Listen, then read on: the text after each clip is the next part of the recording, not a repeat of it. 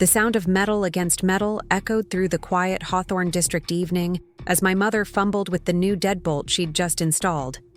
I stood on the porch of what she thought was her sanctuary, watching her struggle with keys that would never fit the lock I'd changed 6 months ago. She didn't see me at first, too focused on her dramatic gesture of locking me out of what she believed was her domain. But this wasn't her house. It was mine. And she had no idea. The irony wasn't lost on me as I watched her finally notice my presence, her face cycling through confusion, defiance, and then something that looked almost like fear. 3 hours earlier, she'd screamed at me to get out and never come back, calling me ungrateful and selfish in front of my 8-year-old daughter Emma. She'd thrown my purse at the door and declared that I was no longer welcome in her home. What she didn't know was that I'd been paying Tom Rodriguez, her landlord, mortgage payments for half a year while she thought she was just covering rent. Before we jump back in, tell us where you're tuning in from. And if this story touches you, make sure you're subscribed, because tomorrow I've saved something extra special for you. My name is Sarah Chen, and I'm 32 years old. I work as a software quality assurance tester for a mid-sized tech company in Portland, Oregon, where I've been climbing the ladder slowly but steadily for the past 8 years. I'm also a single mother to Emma, a bright and curious third grader who has her father's quick wit and thankfully none of his tendency to disappear when things get difficult. We live in a modest 2-bedroom apartment on the east side of Portland, about 20 minutes from the craftsman-style house in Hawthorne where my mother Linda has lived for the past 3 years. The house itself is beautiful, built in 1924 with original hardwood floors that creak in all the right places, a wraparound front porch perfect for morning coffee, and a kitchen window that catches the afternoon light just so. It's the kind of place that real estate agents call charming and full of character, which in Portland means it's worth about 3 times what similar houses cost in other cities. My mother moved there after her divorce from my stepfather, a messy separation. That left her with barely enough to cover first month's rent and a deposit. I should probably explain how we got to this point, standing on opposite sides of a door that she thinks keeps me out but actually keeps her in. The story really begins 5 years ago, when everything in our family started shifting in ways that I didn't recognize until it was almost too late. My mother has always had a complicated relationship with independence. She married my father when she was 19, had me at 21, and then spent the next decade trying to figure out who she was supposed to be. When my father left us when I was 12, she remarried quickly, choosing my stepfather more for stability than love. For 20 years, she lived as someone's wife, someone's support system, someone's financial dependent. When that marriage finally crumbled under the weight of her husband's midlife crisis and expensive hobbies, she found herself 55 years old and terrified. That's when Marcus, my older brother, swooped in like the golden child he'd always been. Marcus lives in Seattle, works for some financial firm doing something with investments that he explains in terms so complex, I'm never sure if he actually understands it himself, or if he's just good at sounding important. He's 34, never married, drives a car that costs more than most people make in 2 years, and has perfected the art of grand gestures that cost him little but earn him maximum credit. When Mom needed a place to live, Marcus didn't offer his spare bedroom or help her find an affordable apartment. Instead, he found her the Hawthorne house, negotiated with the landlord, and made a big show of covering her first month's rent. He posted about it on social media, called all our relatives to make sure they knew about his generosity, and basked in the praise of being such a devoted son. What he didn't mention to anyone, including our mother, was that after that first month, she'd be on her own. I found out about her financial situation the way I found out about most family crises, through a panicked phone call at 11 o'clock on a Tuesday night. Mom was crying, which wasn't unusual, but this time she was crying about eviction notices and late fees, and how she didn't understand why the rent had gone up so much. She'd been living in the house for 3 months, and apparently, she'd been consistently short on rent, making partial payments and promising Tom Rodriguez that the rest would come soon. Tom, to his credit, is a decent guy. He's about 60, inherited the house from his parents, and has been renting it out for supplemental income since his retirement from teaching high school mathematics. He's patient, understanding, and exactly the kind of landlord my mother needed. But patience has limits, especially when mortgage payments are due, regardless of whether rent comes in complete or in pieces. The night my mother called me, she'd received what she thought was an eviction notice. In reality, it was Tom's gentle way of saying that he needed to have a serious conversation about the financial arrangement. But my mother, who has never been good at reading between lines or handling confrontation, interpreted it as an immediate threat to her housing security. I drove over that night, still in my pajamas with Emma asleep in the back seat, and found my mother sitting at her kitchen table surrounded by bills and tissues. The sight broke something in me. Not because I felt sorry for her, but because I realized that this was going to become my problem, not Marcus's problem, despite his proclamations about family loyalty and taking care of our mother. Not anyone else's problem. Mine. That was the first night I wrote a check to cover her rent. Shortfall. It was $300, which isn't nothing when you're raising a child alone and trying to save for things like Emma's college fund and your own retirement. But it wasn't devastating either, and my mother was so grateful, so relieved, that I felt like I'd done something genuinely good. She promised to pay me back, of course. She always promised to pay me back. She had a plan, she said. She was looking for work, had several promising leads, and things were going to turn around soon. I believed her because I wanted to believe her, and because the alternative was watching my mother become homeless. The second time she called, it was about utilities. The third time, groceries. The fourth time, car repairs that she insisted were essential for her job search. Each time, the amount got a little bigger, and each time her explanations got a little more elaborate. But each time, she was so grateful, so apologetic, so certain that this was the last time she'd need help. Marcus, meanwhile, continued to play the role of devoted son from a distance.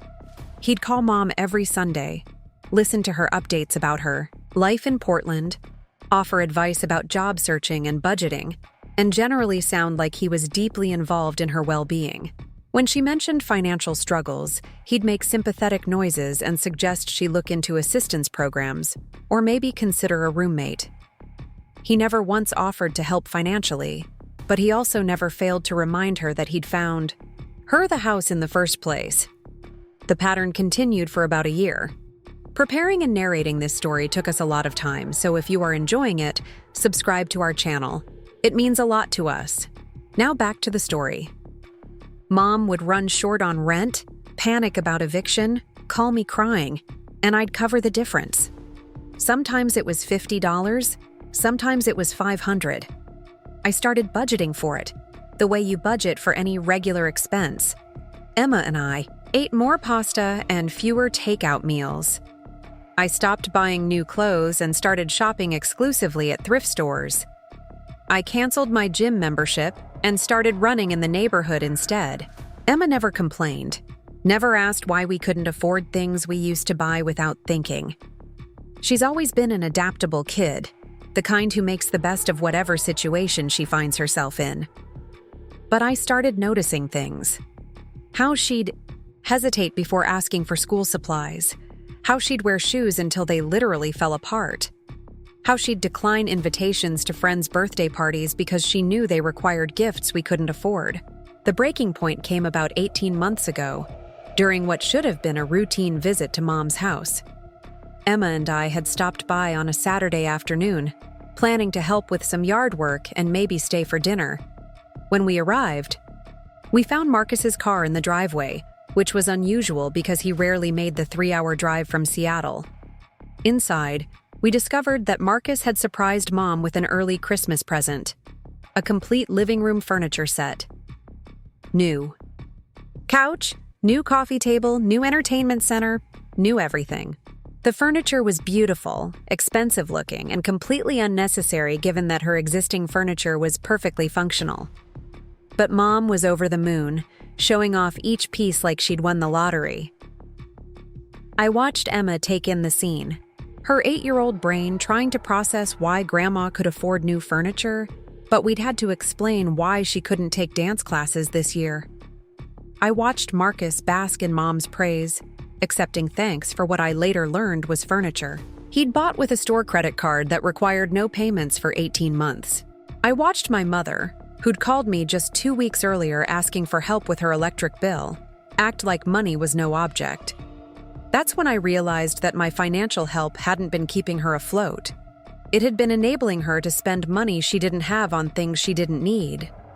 Every dollar I'd given her for rent had freed up a dollar she could spend on something else. I wasn't helping my mother achieve financial stability. I was subsidizing her financial irresponsibility. But I didn't say anything that day.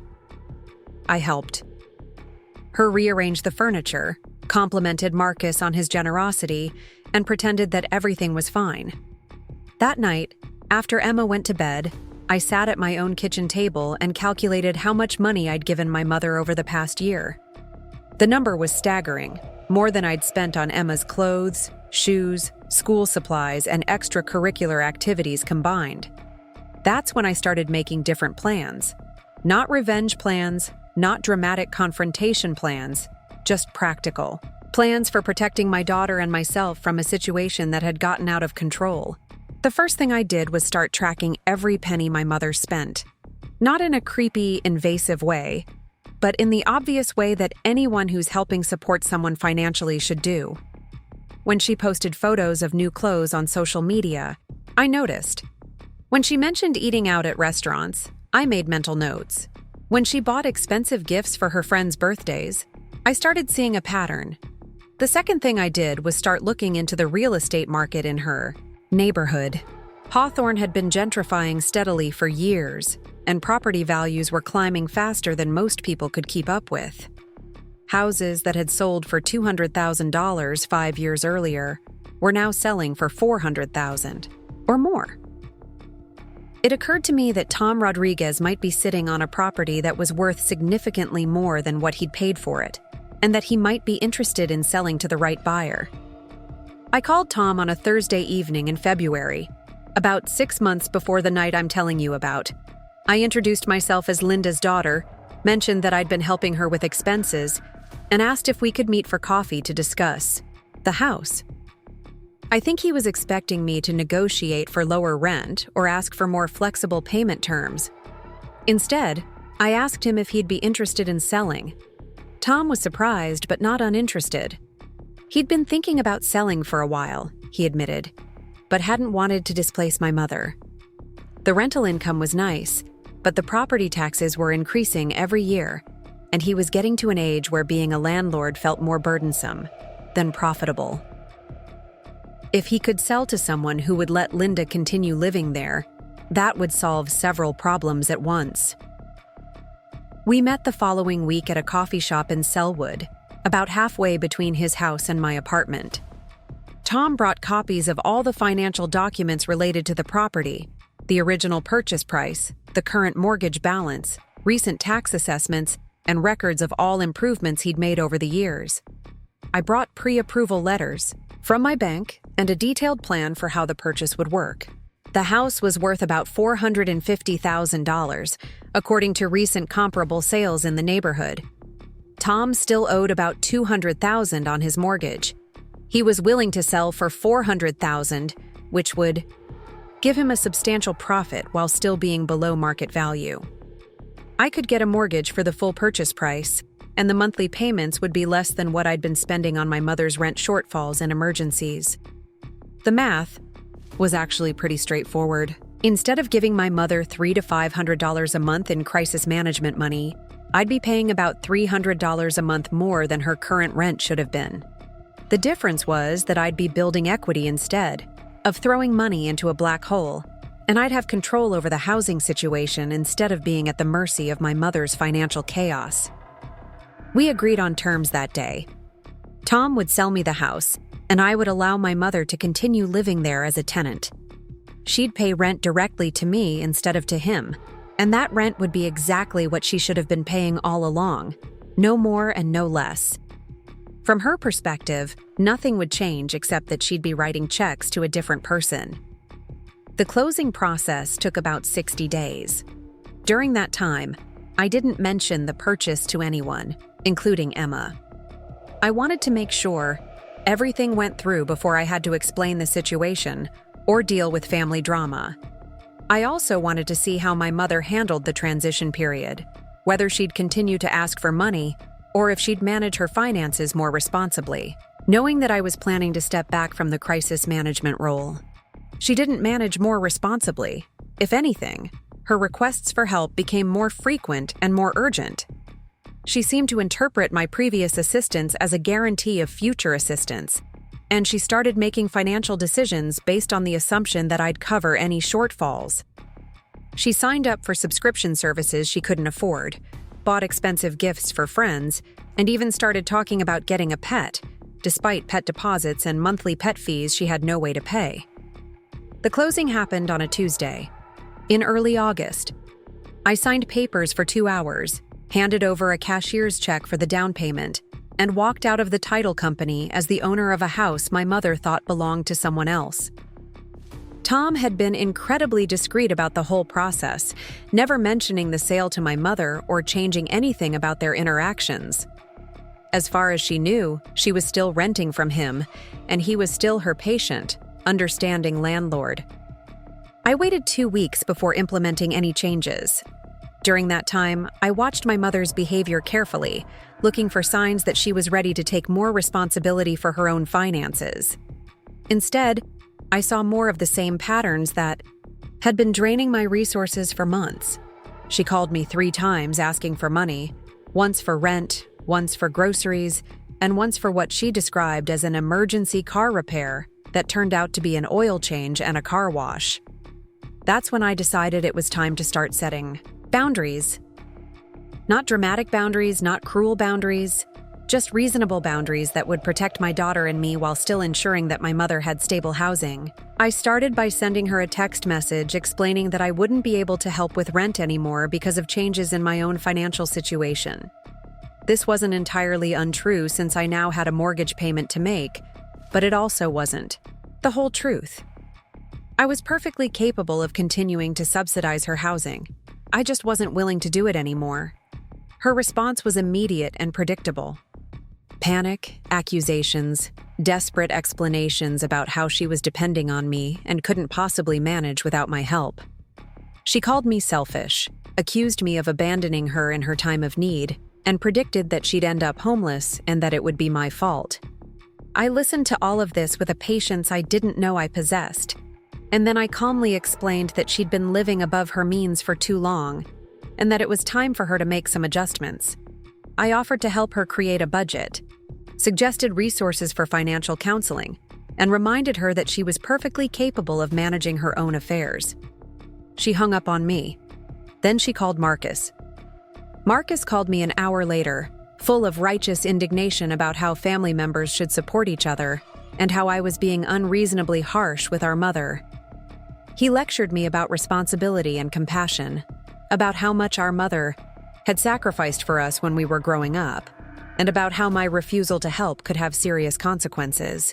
I listened to his lecture with the same patience I'd shown our mother, and then I asked him a simple question. If family support was so important, why wasn't he offering to help with Mom's rent? The silence that followed was telling. Marcus had lots of opinions about what I should do, but no intention of doing anything himself. He had lots of theories about family responsibility, but no willingness to take on any actual responsibility.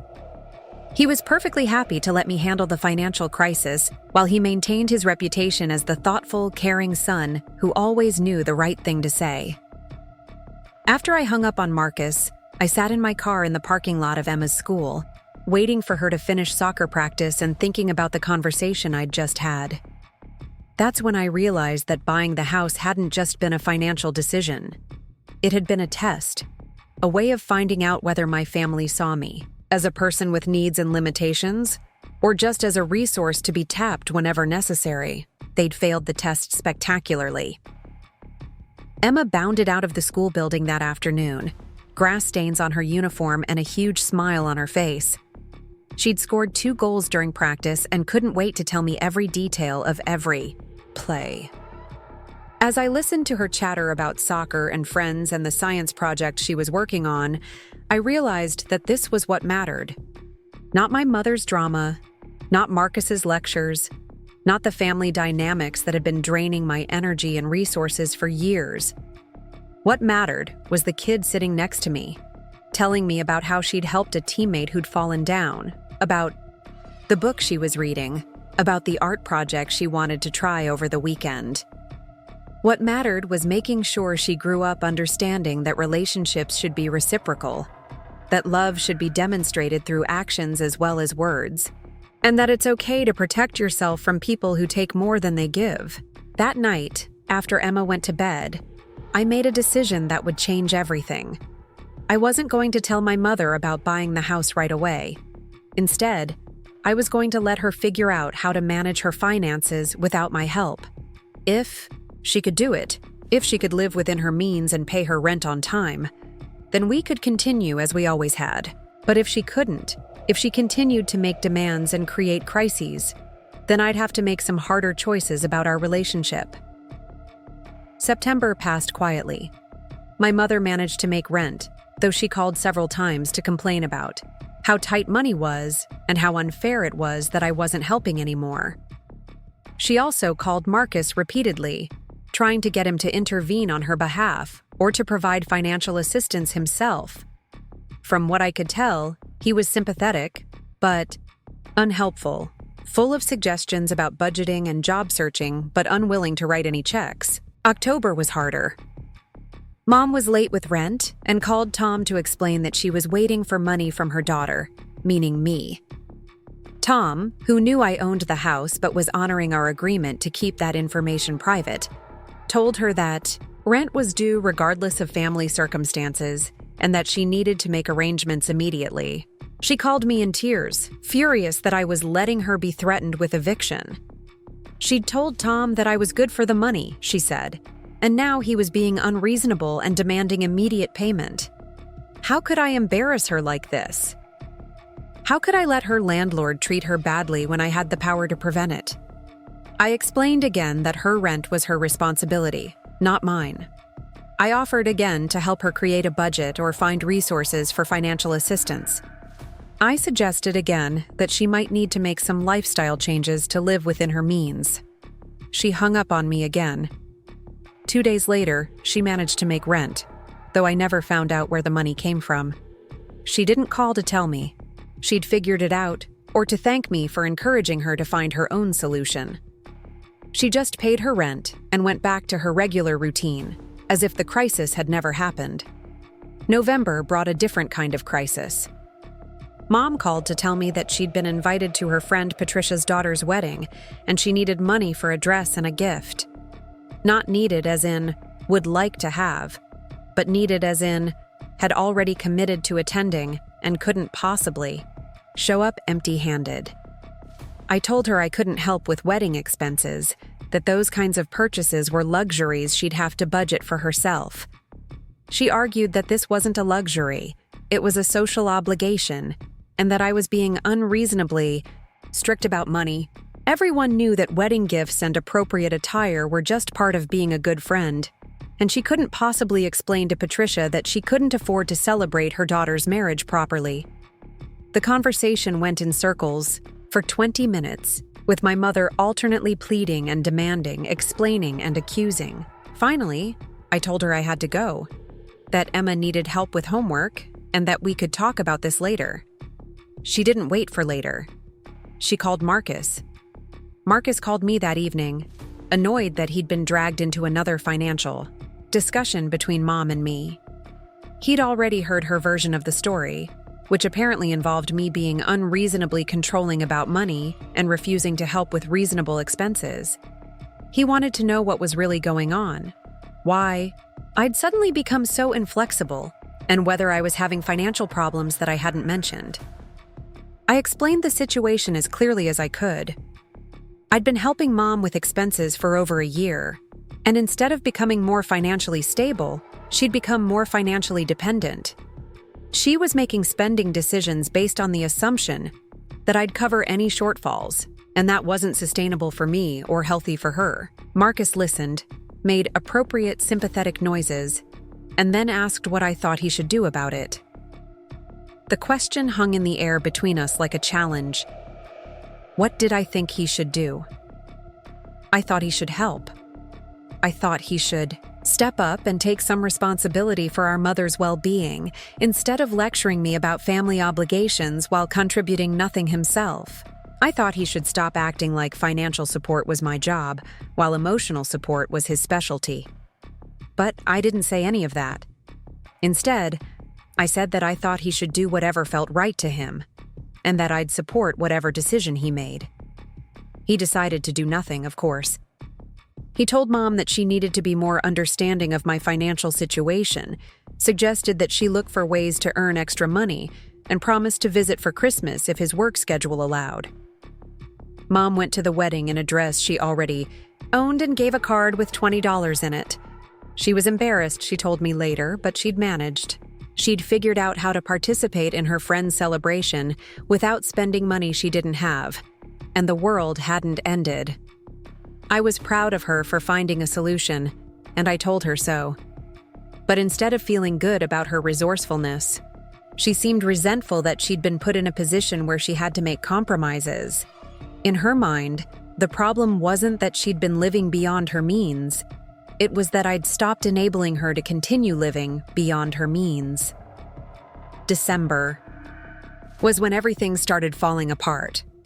The holidays brought additional financial pressure, more social obligations, more opportunities for spending money my mother didn't have.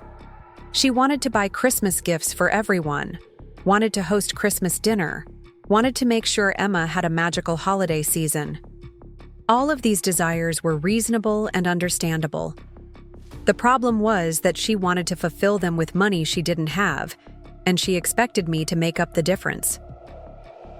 The final confrontation happened on a rainy Sunday evening in mid-December. Mom had called to invite Emma and me for dinner, ostensibly just a casual family meal, but actually an opportunity to discuss Christmas plans and, inevitably, Christmas finances.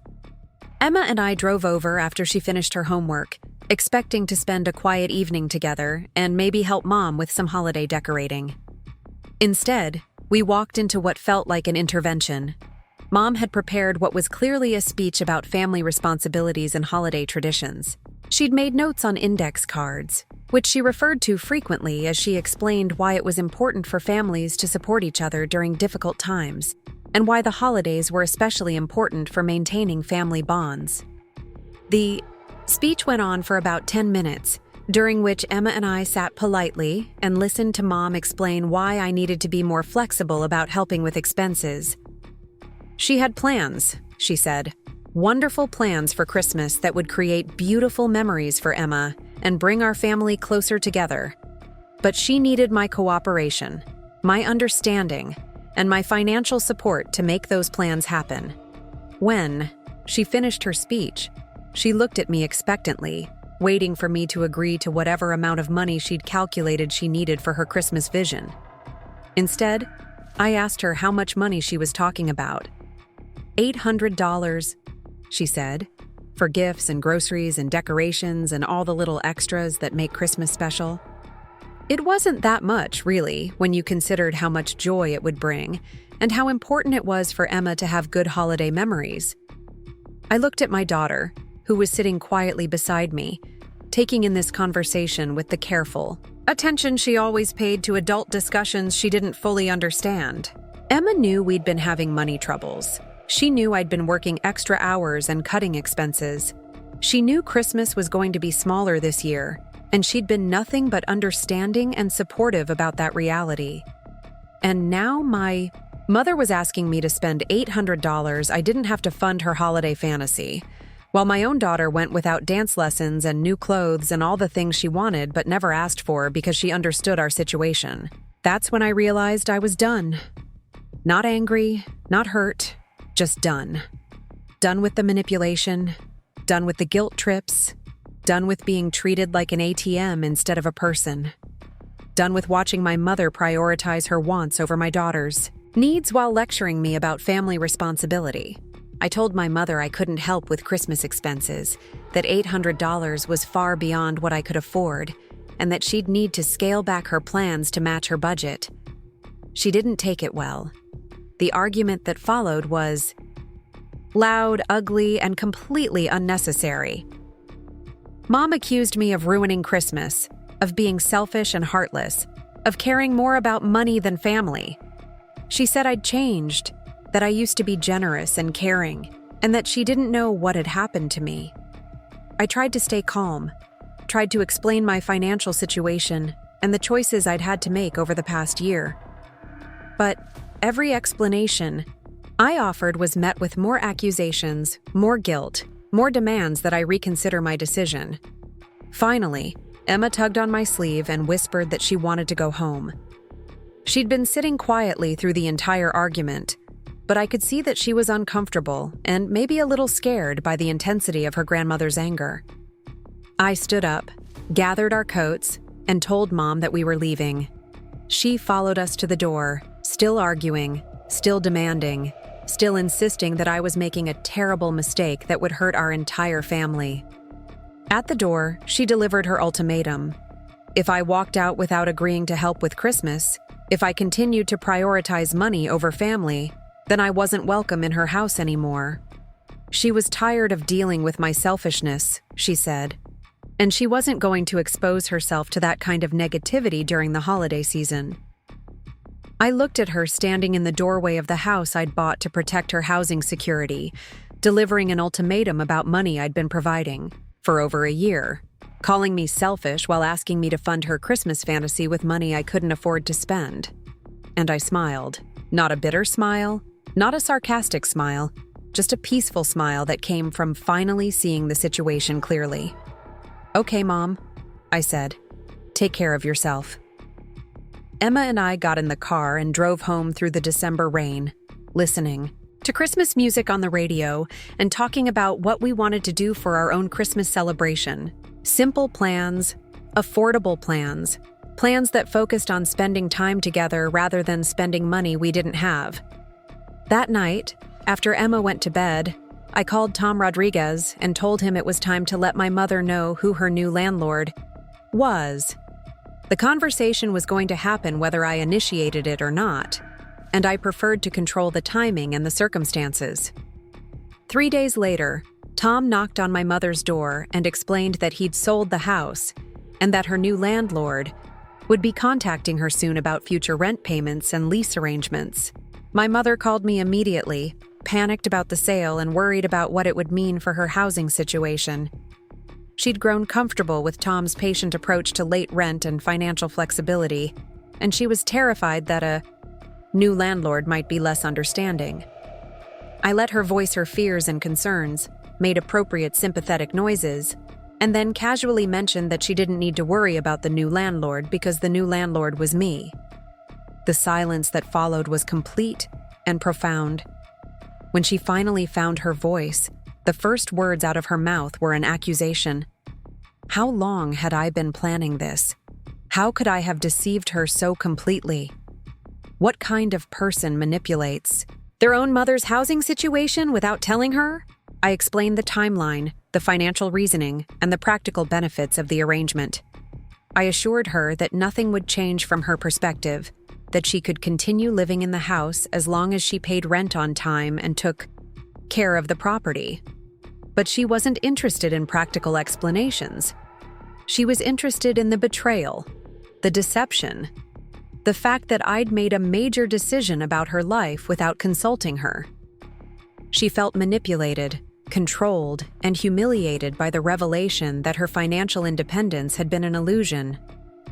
The conversation went on for over an hour, covering the same ground repeatedly as she processed the information and its implications. She was hurt that I hadn't trusted her with the truth. She was angry that I'd let her worry about housing security while secretly controlling that security myself.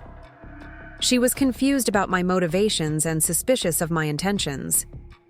By the end of the call, she'd convinced herself that buying the house had been a calculated move to gain power over her, a way of ensuring that she'd always be dependent on me and never able to truly make her own decisions. Nothing I said could convince her otherwise, because the truth was more complicated than either complete altruism or complete manipulation. I'd bought the house to protect both of us, to ensure stable housing for her while building equity for myself. I'd kept the purchase secret to avoid drama and to see whether she could manage her finances responsibly without my constant intervention. The motives were mixed, the execution was imperfect, and the results were complicated. But the core reality was simple. I'd spent my own money to solve a problem that was draining my resources and threatening my daughter's financial security. A week later, my mother changed the locks. Standing on that porch with new locks glinting. In the evening light, I watched my mother's face cycle through emotions like a broken slot machine. The key she held in her trembling hand suddenly felt foreign to her. A prop in a play she thought she was directing, but had never actually controlled. What she didn't realize was that this moment had been building for 3 years, not 3 hours. Let me take you back to where this all really began, because the story my mother tells herself about our relationship is very different from the reality I've been living. In her version, she's the struggling single woman trying to rebuild her life after a difficult divorce, and I'm the successful daughter who suddenly became cold and unreasonable about money.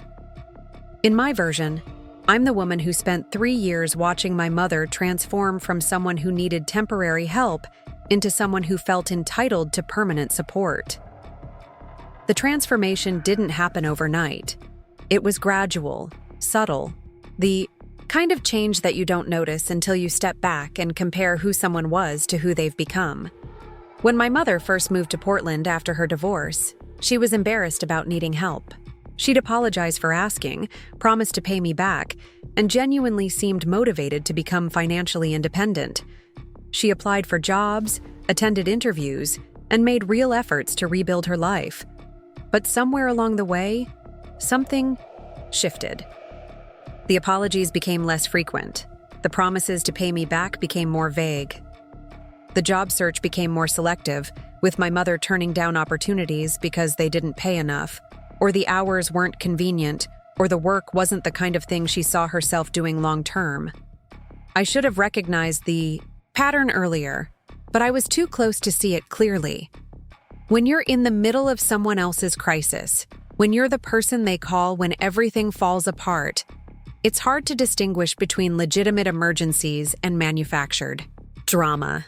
It's hard to tell when helping becomes enabling, when support becomes subsidy, when love becomes exploitation. The first major red flag should have been the furniture incident with Marcus. Not just the fact that my mother had accepted expensive furniture she couldn't afford, but her reaction when I gently suggested that maybe she should have checked her budget before letting Marcus make such a large purchase for her.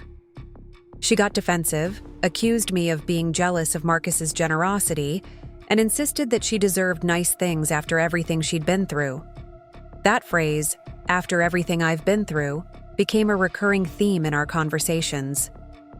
It was her justification for every financial decision that didn't make sense, every request for money she couldn't pay back, every expectation that I should prioritize her wants over my own family's needs. She'd been through a divorce. She'd been through financial hardship. She'd been through the humiliation of needing help from her children. Therefore, she deserved compensation. Therefore, I owed her. The logic was seductive in its simplicity, and for a long time, I bought into it. My mother had sacrificed for me when I was young. She'd worked multiple jobs to keep us housed and fed after my father left. She'd gone without things she wanted so that I could have things I needed. Didn't I owe her the same consideration now that our situations were reversed? But there's a difference between helping someone through a difficult period and funding their refusal to live within their means. There's a difference between supporting someone while they rebuild their life and supporting someone who has decided that rebuilding is too much work. And there's a difference between gratitude and entitlement. though the line between them can be surprisingly thin. The second red flag was harder to ignore because it directly affected Emma. My mother had started making comments about how I was raising my daughter, subtle criticisms wrapped in concern and delivered with the authority of someone who'd raised children successfully herself. Emma was too serious for her age, my mother observed. She needed more fun in her life, more opportunities to be a regular kid instead of always worrying about money. The irony wasn't lost on me. My mother was criticizing my parenting choices while simultaneously being the reason those choices were necessary. Emma was serious about money because she'd watched me stress about money. She was careful about asking for things because she'd learned that we couldn't afford everything she wanted. She worried about financial security because she'd absorbed my anxiety about covering my mother's expenses on top of our own. But my mother didn't see it that way.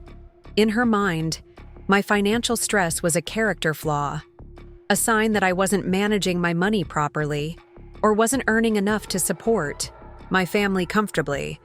The fact that I was supporting two families, not one, seemed to escape her notice entirely. She started making suggestions about how I could improve our financial situation. I could get a second job, or ask for a raise, or move to a cheaper apartment.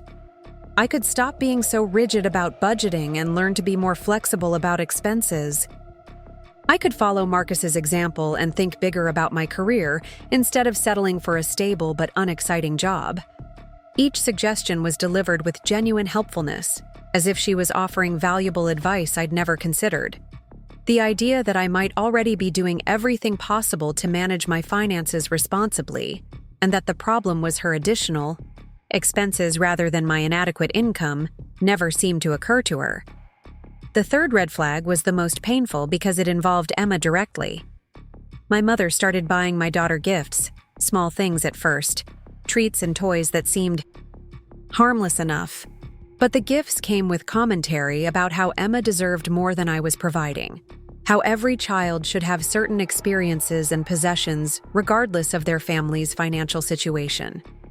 Emma loved the attention from her grandmother, and I didn't want to interfere with their relationship over something as petty as unauthorized gift-giving. But I started noticing changes in my daughter's behavior.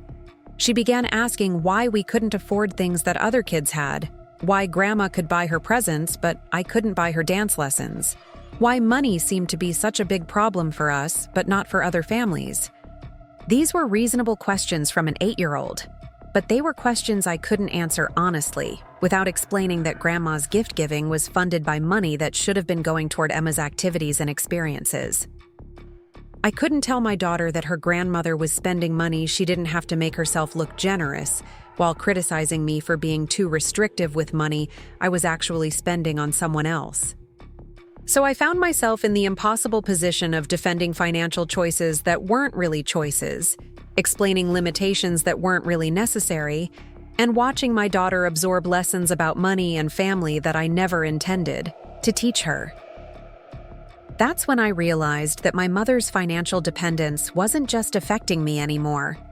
It was affecting Emma's childhood, her understanding of family relationships, her developing concepts about money and responsibility, and love.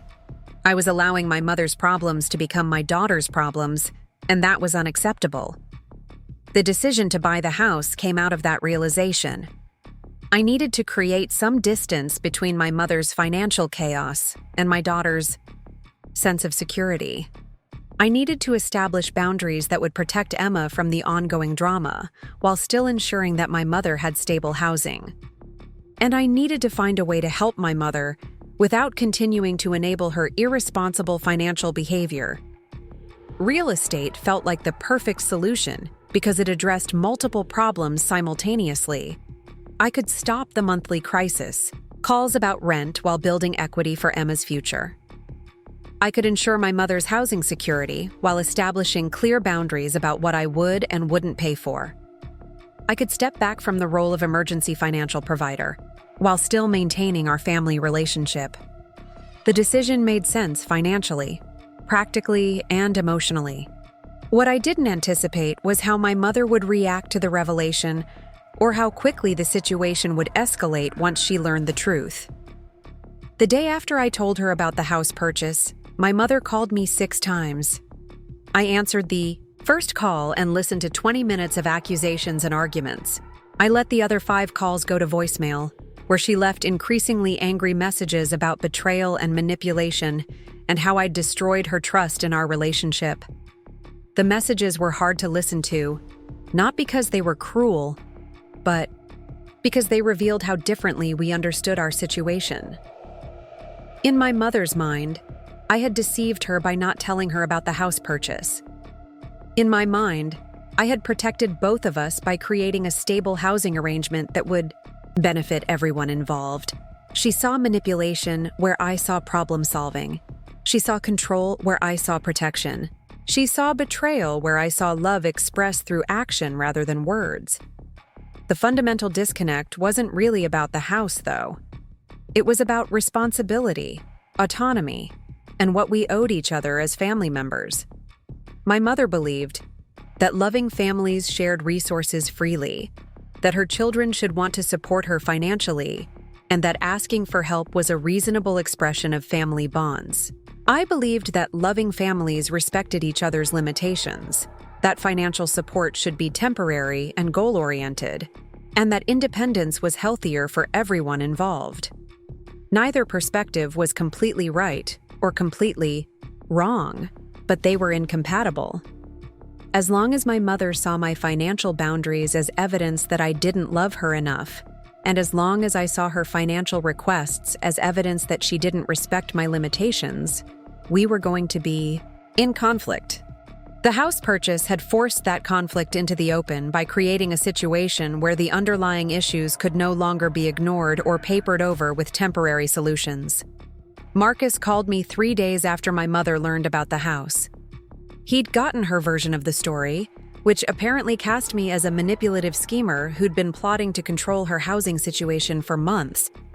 He was confused, he said, about why I'd made such a major decision without discussing it with the family, and concerned about how the purchase might affect our mother's emotional well-being. I explained my reasoning as patiently as I could, walking him through the financial timeline and the practical benefits of the arrangement. Marcus listened without interrupting, asked a few clarifying questions, and then delivered his verdict. I'd probably made the right financial decision, but I'd handled the communication poorly. In Marcus's view, the problem wasn't that I'd bought the house, but that I'd kept the purchase secret. Family members should be transparent with each other about major decisions, he explained, especially decisions that affected other family members' living situations. By keeping the purchase secret, I'd created unnecessary drama and made our mother feel manipulated. His criticism stung because it contained just enough truth to be hard to dismiss entirely. I had kept the purchase secret, and that secrecy had contributed to my mother's sense of betrayal. But Marcus's analysis ignored the reasons for that secrecy, the months of financial drama that had preceded the purchase, and the fact that transparency might have created even more conflict than secrecy had. More importantly, Marcus's criticism was delivered from the comfortable position of someone who hadn't been dealing with the day-to-day reality of our mother's financial demands. It was easy for him to advocate for better communication when he wasn't the one receiving desperate phone calls about rent and utilities and unexpected expenses. It was easy for him to criticize my approach when he wasn't the one whose resources were being drained by someone else's refusal to live within their means. I pointed this out to Marcus, gently but clearly. If family communication was so important to him, why hadn't he been involved in the conversations about our mother's financial struggles? If family support was such a priority, why wasn't he contributing to that support financially? If he had such strong opinions about how the situation should be handled, why wasn't he handling any of it himself? Marcus's response was predictable.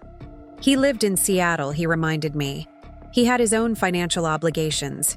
His job was demanding and didn't allow for the kind of day-to-day crisis management that our mother seemed to require.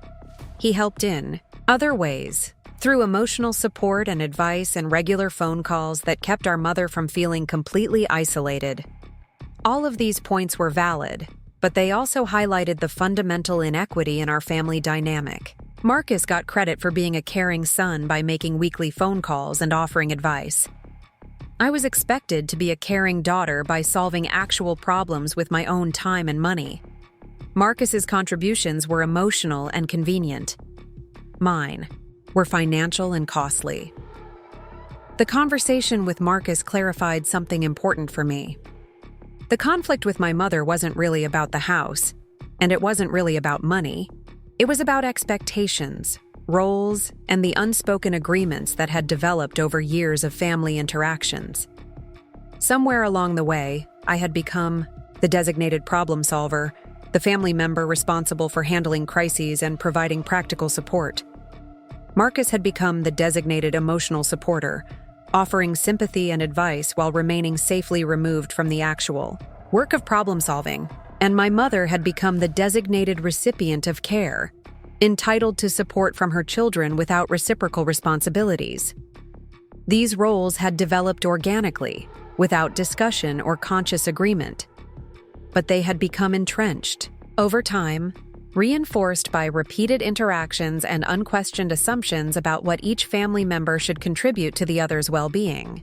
The house purchase had disrupted those roles by changing the power dynamic between my mother and me. Instead of being the daughter who responded to her crises, I had become the landlord who controlled her housing. Instead of being dependent on my goodwill and financial flexibility, she was dependent on my property ownership and lease terms. From my perspective, this was a positive change that would create more stability and clearer boundaries for everyone involved. From her perspective, it was a betrayal that had fundamentally altered our relationship without her consent or input. The week between my mother learning about the house purchase and her changing the locks was filled with increasingly tense conversations. She called me every day, sometimes multiple times, to discuss different aspects of her feelings about the situation. She felt deceived, manipulated, and infantilized by my decision to buy the house without telling her.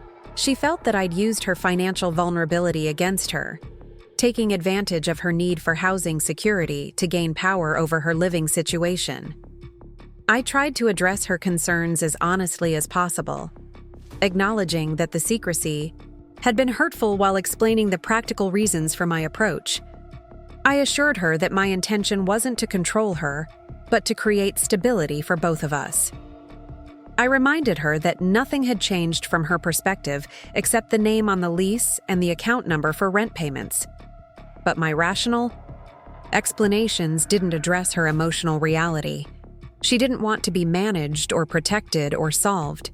She wanted to be consulted, respected, and treated as an equal partner in decisions that affected her life.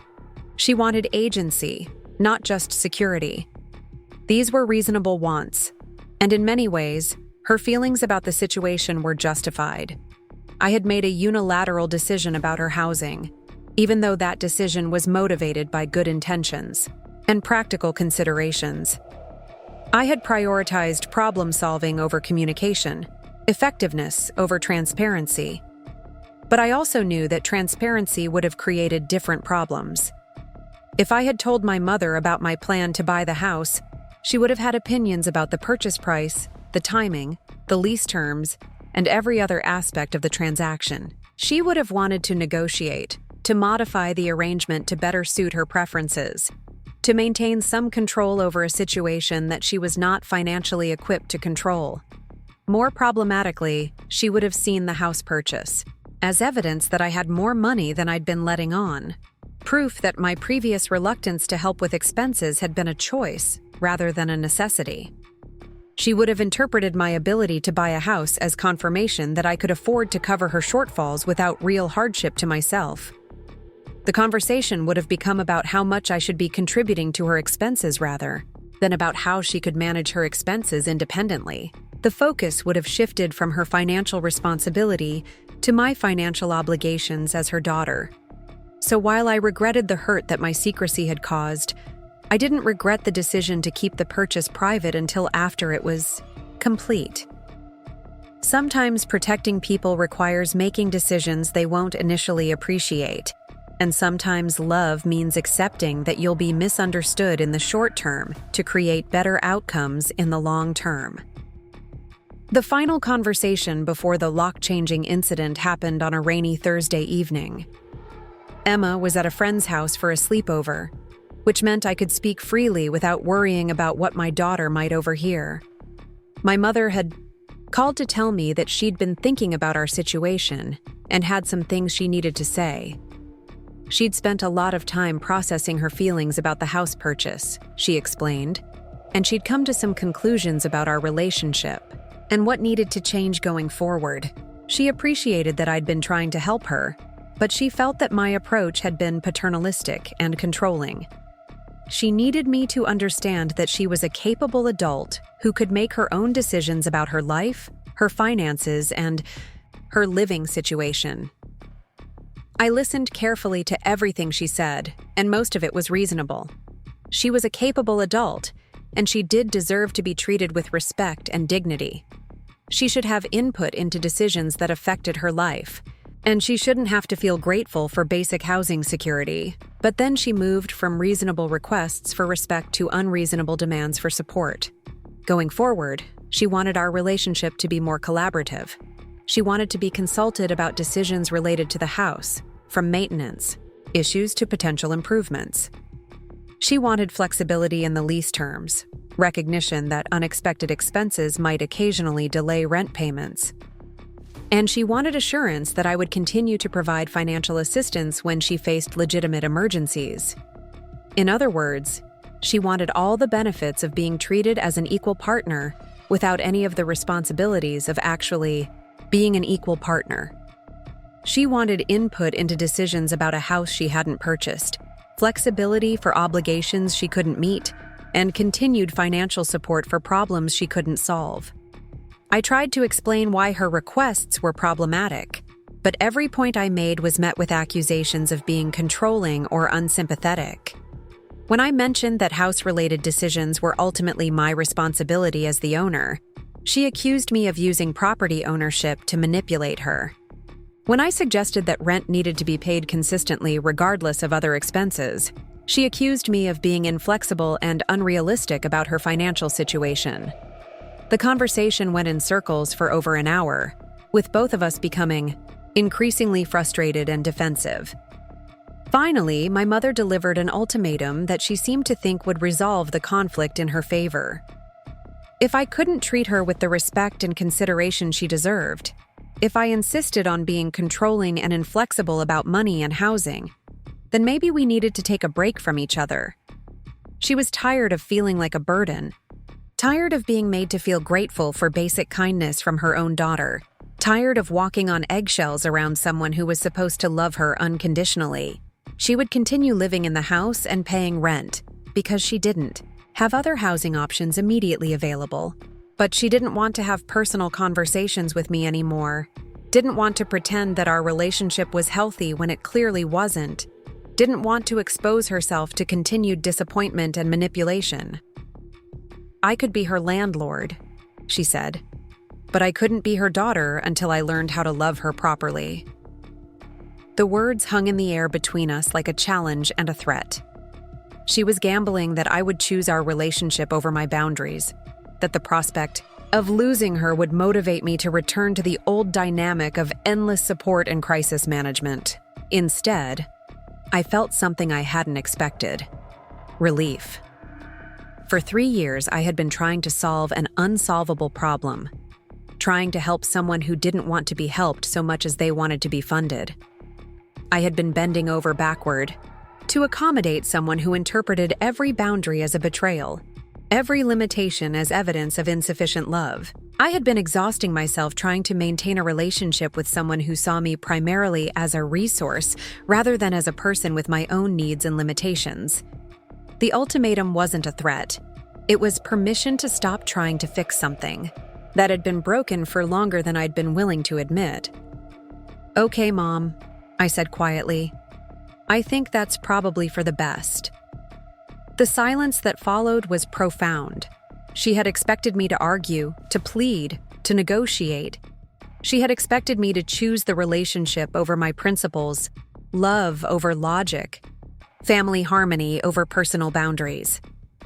Instead, I had called her bluff. We said goodbye politely, almost formally, like business associates ending a professional relationship. I told her to let me know if there were any problems with the house that needed my attention as the landlord. She told me that rent would continue to be paid on time and that she'd take good care of the property. Neither of us mentioned when we might speak again, or under what circumstances our relationship might be repaired. Those questions hung in the air, unanswered and perhaps unanswerable. After I hung up, I sat in my quiet living room and waited to feel sad or guilty or regretful. Instead, I felt peaceful in a way I hadn't experienced in years. The constant low-level anxiety about my mother's next crisis was gone. The guilt about not doing enough was gone. The frustration about being misunderstood was gone. For the first time in 3 years, I could focus entirely on my own family, my own goals, my own life, without worrying about someone else's emergency or disappointment or disapproval. 3 days later, she changed the locks. And that's when the real story began. The sound of my mother struggling with the new locks echoed down the quiet street like a comedy routine nobody was laughing at. I watched from my car as she tried key after key, growing more frustrated with each failed attempt. She jiggled the handle, pushed against the door, even tried the spare key she kept under the decorative rock by the porch steps. Nothing worked, because none of those keys belonged to the locks she'd installed in a fit of righteous anger. What my mother didn't know was that I had anticipated this moment. Not the specific moment of her changing locks, but the general moment when her attempts to control our relationship would backfire spectacularly. I had been preparing for this confrontation for months, quietly and methodically, the same way I had prepared for buying the house. The preparation hadn't been vengeful or calculated in the way people might imagine.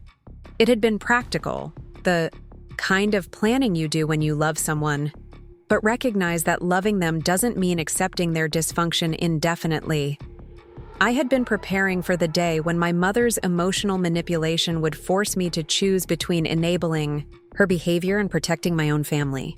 That day had arrived with the satisfying thunk of new deadbolts being installed by someone who thought she was making a powerful statement about boundaries and respect. Instead, she had made a powerful statement about not understanding the basic legal realities of landlord-tenant relationships. I sat in my car for 10 more minutes, watching her cycle through confusion, frustration, and what looked like the early stages of panic. She tried calling someone, probably me, but I had turned my phone to silent after the third call that evening. She walked around the house, checking windows and looking for alternative ways inside. She stood on the front porch and stared at the door as if willpower alone might make it open. Finally, she sat down on the porch steps and put her head in, her hands. That's when I got out of the car. The walk from the curb to the front porch felt longer than it actually was, each step deliberate and unhurried. I wasn't angry, wasn't triumphant, wasn't even particularly emotional. I was just tired of watching someone I loved make decisions.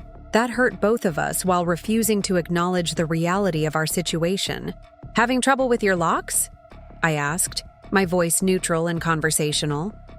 She looked up at me with red-rimmed eyes and an expression that cycled rapidly between hope and defiance. "The keys aren't working," she said, as if this were a mechanical problem rather than a legal one. "That's because you changed the locks on my house," I replied, pulling my own keys from my pocket. "Without permission from your landlord."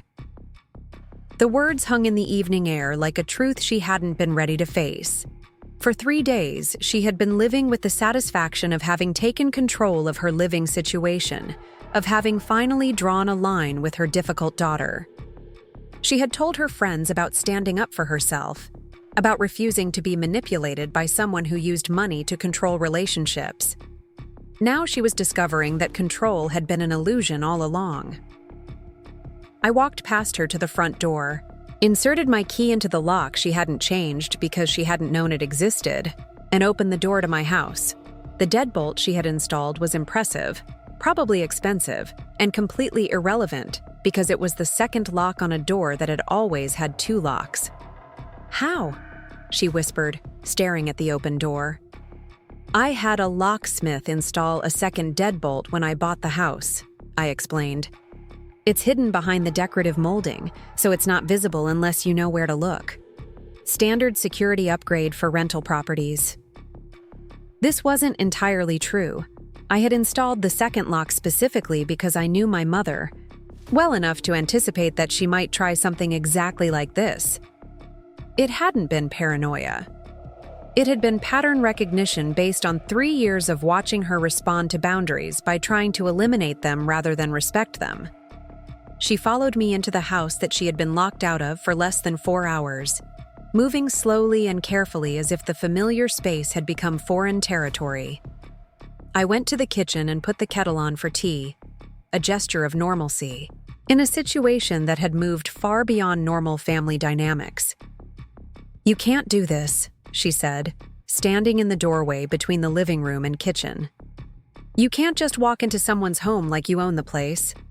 "I do own the place," I replied, getting 2 mugs down from the cabinet. "That's the point we seem to keep missing." "This is my home," she insisted, her voice rising. "I've been living here for 3 years. I've made it mine. You can't just decide that doesn't matter because your name is on some piece of paper." I turned to face her, recognizing the fundamental misunderstanding that had been driving our conflict for months. "This house is your home," I agreed, "but it's my property. Those are 2 different things, and the difference matters legally, financially, and practically."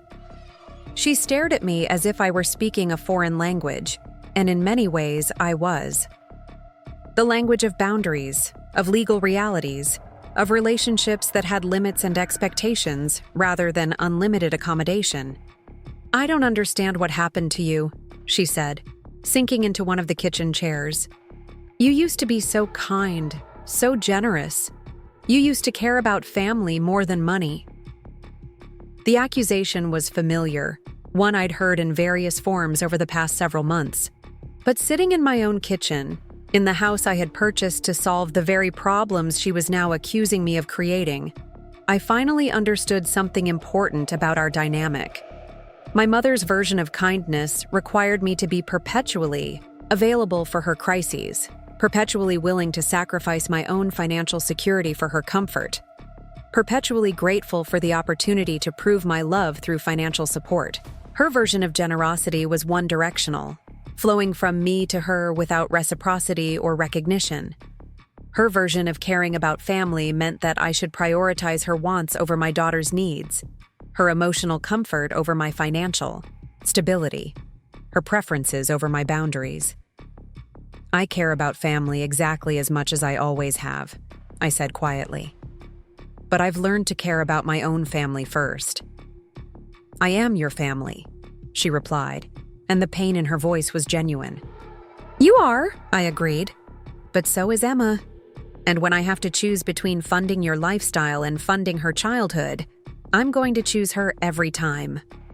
The kettle whistled, providing a brief interruption that we both seemed grateful for. I poured hot water over tea bags, added honey to both mugs, and set one in front of my mother. The domestic ritual felt surreal given the circumstances, but it also felt necessary, a reminder that we were still family members having a conversation rather than adversaries in a legal dispute. "I never asked you to choose," she said after taking a sip of tea. "You asked me to spend $800 on Christmas decorations while Emma goes without dance lessons," I replied. "That's asking me to choose. Those are different things. Christmas only happens once a year. Dance lessons are ongoing." "Exactly. Dance lessons are ongoing development for my daughter. Christmas decorations are temporary decoration for your house." She was quiet for a long moment, processing the distinction I was trying to make. "You think I'm selfish," she said finally. "I think you're scared," I corrected. "I think you're so afraid of not having enough that you can't see when you're asking for more than enough." "More than enough of what?" "More than enough support. More than enough accommodation. More than enough understanding for choices that don't make financial sense. She bristled at this, straightening in her chair. I don't make choices that don't make financial sense. I make choices that make emotional sense, that prioritize relationships and experiences over money. Buying furniture you can't afford makes emotional sense? It makes sense to accept generosity from my son, yes. It makes sense to believe that family members want to do nice things for each other without keeping score. And asking me to cover your rent because you spent your rent money on furniture makes sense how? The question hung between us, highlighting the contradiction she had been refusing to acknowledge. She wanted the freedom to make emotional, financial decisions while expecting me to handle the practical consequences of those decisions. She wanted to prioritize relationships and experiences with money she didn't have, funded by someone who had been forced to prioritize money over relationships and experiences to make that funding possible. That's not fair, she said. You're making it sound like I deliberately spend money I don't have, don't you? I spend money on things that matter. If that sometimes means other things have to wait, that's how life works. That's how you survive difficult periods. Other things like rent gets paid. It always gets paid. By me. By whoever can afford to pay it. Family members help each other during hard times. For 3 years. She set down her tea mug harder than necessary, sloshing hot liquid onto the kitchen table. I didn't plan for this to take 3 years. I didn't plan for the job market to be so difficult, or for the cost of living to be so high, or for everything to be so much harder than I expected. What did you plan? I planned to get back on my feet. I planned to become independent. I planned to pay you back for everything once I got stable. When? What was your timeline for becoming independent? She stared at me as if the question were unfair, as if I were demanding a level of specificity that was unreasonable given her circumstances. I don't know, she said finally. These things take time. How much time? However much time they take. You can't put a deadline on rebuilding your life. You can't rebuild indefinitely on someone else's money either. It's not indefinitely, it's just until I get stable. What does stability look like? What needs to happen for you to consider yourself financially stable? Again, she stared at me as if the question were somehow inappropriate. I'll know it when I reach it. Will you? Because you've had months where you could have paid all your bills without my help, and instead of building emergency savings, you bought gifts and furniture and restaurant meals. You've had opportunities to increase your income, and you've turned them down because they weren't what you wanted to do long term. Those jobs weren't suitable. They weren't ideal. There's a difference. I'm not going to take just any job. I have skills and experience and standards. And I have a daughter to raise and a retirement to save for and bills of my own to pay. The conversation was covering familiar ground, but in the context of sitting in my kitchen, in my house, with my mother locked out of her own new deadbolts, the dynamics felt different. She couldn't storm out. She couldn't hang up on me. She couldn't retreat to her usual position of injured dignity because her injury had been self-inflicted, and her dignity was compromised by her practical dependence on my property ownership. So what happens now? She asked, and for the first time she sounded genuinely uncertain rather than defensively angry. That depends on what you want to happen, I replied. I want to go back to the way things were before you bought this house. I want our relationship to go back to normal. Things weren't normal before I bought the house. I was subsidizing your lifestyle while you criticized my parenting and my financial management. That's not normal family dynamics. I never criticized your parenting. You told Emma that she deserved more fun than I was providing. You bought her gifts while commenting that she seemed too serious for her age. You made it clear that you thought I was being too restrictive about money and experiences. I was trying to help her have a normal childhood by undermining the financial boundaries I was setting to protect her future, by giving her some of the things that make childhood special. with money that should have been going toward her college fund. My mother was quiet for a moment, absorbing the connection between her gift-giving and my financial constraints. "I didn't know you were saving for her college," she said finally. "You didn't ask. You didn't ask about my budget or my financial goals, or how my supporting you was affecting my ability to support Emma. You just assumed I could afford to support both of you indefinitely. I assumed you would tell me if it was a problem. I did tell you, multiple times. You interpreted my financial concerns as character flaws rather than practical limitations." She sat with this for several minutes, staring into her tea as if it might provide answers to questions she was just beginning to understand how to ask. "I don't know how to fix this," she said eventually. "You don't have to fix everything," I replied. "But you do have to decide what kind of relationship you want going forward. What are my options?"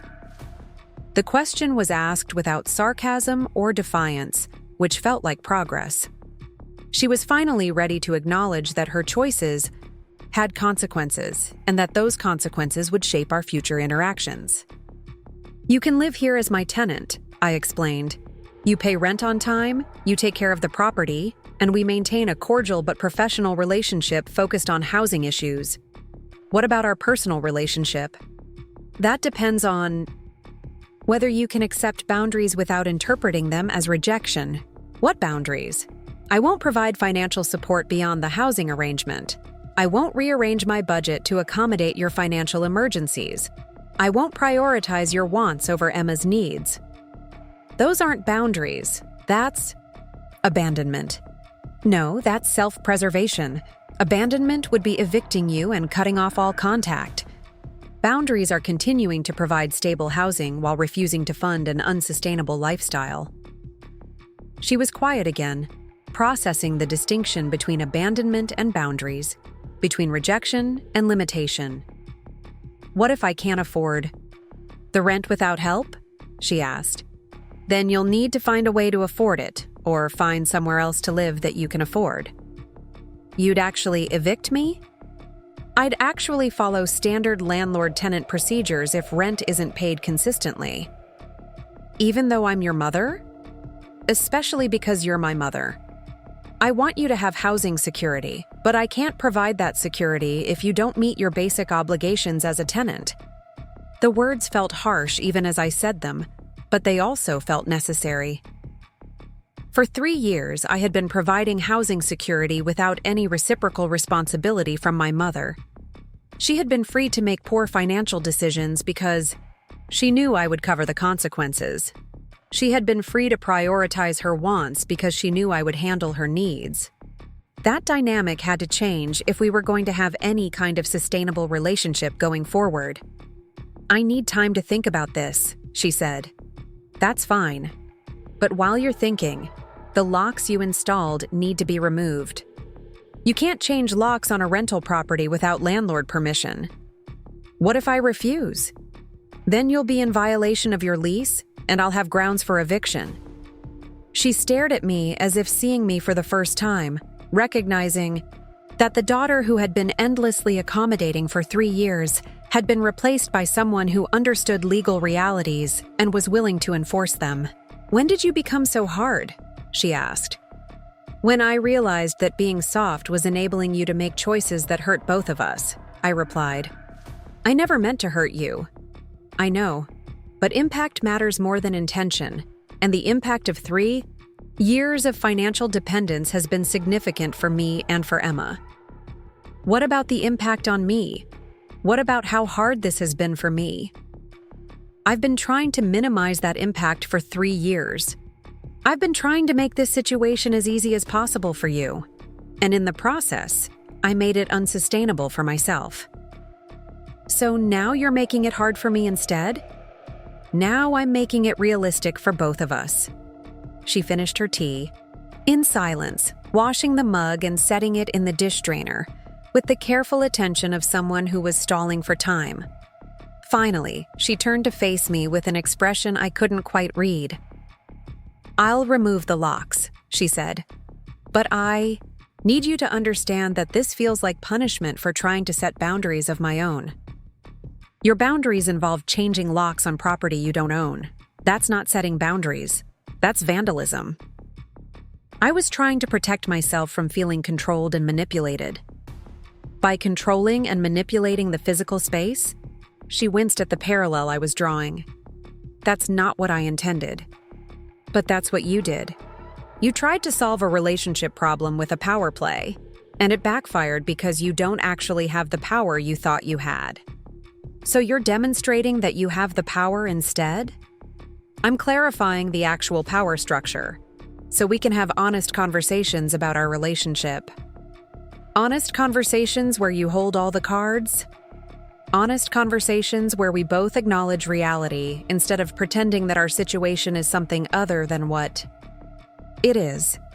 She nodded slowly, seeming to understand that the conversation had reached its natural conclusion. We had identified the fundamental issues, clarified the legal and practical realities, and established the framework for future interactions. Whether she could accept that framework remained to be seen. "I'll call a locksmith tomorrow," she said. "Thank you. And I'll think about what you said about rent and boundaries and all of that. Take whatever time you need, but the rent is still due on the 1st of the month, regardless of what you decide about our personal relationship." She gathered her purse and jacket, moving slowly as if the weight of the evening's revelations had made every action more difficult. At the door, she paused and looked back at me with an expression that was part sadness, part resignation, and part something that might have been respect. "I love you," she said, "even though I don't understand you anymore." "I love you too," I replied, "and I'm hoping that understanding will come with time." After she left, I sat in my quiet kitchen and felt the profound stillness that comes after a long overdue conversation has finally happened. The issues weren't resolved, and our relationship wasn't repaired, but the truth was finally out in the open where we could both see it clearly. My mother would need time to process the new reality, to decide whether she could accept the boundaries I was setting or whether the cost of our relationship had become too high for her to pay. I would need time to see whether she was capable of the changes that would be required for us to move forward together. But for the first time in 3 years, we both understood exactly where we stood and what was required from each of us going forward. The conversation had been difficult, but it had also been honest in a way our interactions hadn't been for months. That honesty felt like the foundation for something better, even if it was also the end of something that had never been as good as I'd been pretending it was. The silence that followed our kitchen conversation was the kind that reshapes everything. Not the comfortable quiet of understanding, but the heavy stillness that comes when illusions finally shatter and people are forced to see reality without the filters they've been using for years. My mother didn't call the next day, or the day after that. For the first time in 3 years, my phone stayed mercifully quiet. But the real world doesn't pause for family drama, and consequences have a way of arriving whether you're ready for them or not. The locksmith my mother hired to remove her unauthorized deadbolt was the first person to discover that she'd drilled through the original door frame, damaging the structural integrity of the entryway. The repair would cost $800, money she didn't have and couldn't ask me for without admitting that her grand gesture of independence had resulted in property damage. I learned about the damage from Tom Rodriguez, who received a confused call from the locksmith asking who was authorized to approve repairs on the property. Tom, still operating under our agreement to keep my ownership private until my mother was ready to handle that information, told the locksmith to contact the tenant directly about payment arrangements. That's when my mother realized that her attempt to assert control had created a financial crisis that she couldn't solve by calling me in tears. She couldn't ask for help with the repair costs without acknowledging that she'd caused the damage. She couldn't explain the damage without admitting that she'd changed locks without permission. And she couldn't pay for the repairs without funds she'd already allocated to other expenses. Marcus called me on Thursday afternoon, 3 days after the locksmith incident, with the carefully neutral tone he used when he was trying to gather information without taking sides. He'd heard from our mother that there had been some kind of misunderstanding about housing arrangements, and he was wondering if I could help him understand what was happening. I explained the situation clearly and factually, walking him through the timeline of events from the house purchase to the lock-changing incident to the current repair situation. Marcus listened without interrupting, asked a few clarifying questions, and then delivered his assessment with the confidence of someone who hadn't been living through 3 years of financial manipulation. The situation was unfortunate, he agreed, but it seemed like both my mother and I had made mistakes that had escalated unnecessarily. My mother shouldn't have changed locks without permission, but I shouldn't have kept the house purchase secret for so long. She shouldn't have caused property damage, but I shouldn't be treating housing arrangements as a way to control our personal relationship. In Marcus's view, the solution was simple. I should cover the repair costs as a gesture of goodwill, and both my mother and I should commit to better communication going forward. Family members needed to be more understanding of each other's perspectives, more willing to compromise, and more focused on maintaining relationships than on proving points. His analysis was so perfectly wrong that I found myself laughing out, loud, which clearly confused him. He'd managed to summarize 3 years of complex family dynamics as a simple communication problem that could be solved with better intentions and mutual understanding. He'd reduced my mother's financial dependence to a series of unfortunate misunderstandings, and my boundary setting to relationship manipulation. Most remarkably, he'd positioned himself as the wise mediator, offering balanced solutions while contributing nothing practical to the situation he was analyzing. I asked Marcus a question that had been building in my mind throughout his lecture. If family relationships were so important, and if financial support was such a natural expression of family love, why hadn't he been participating in that support?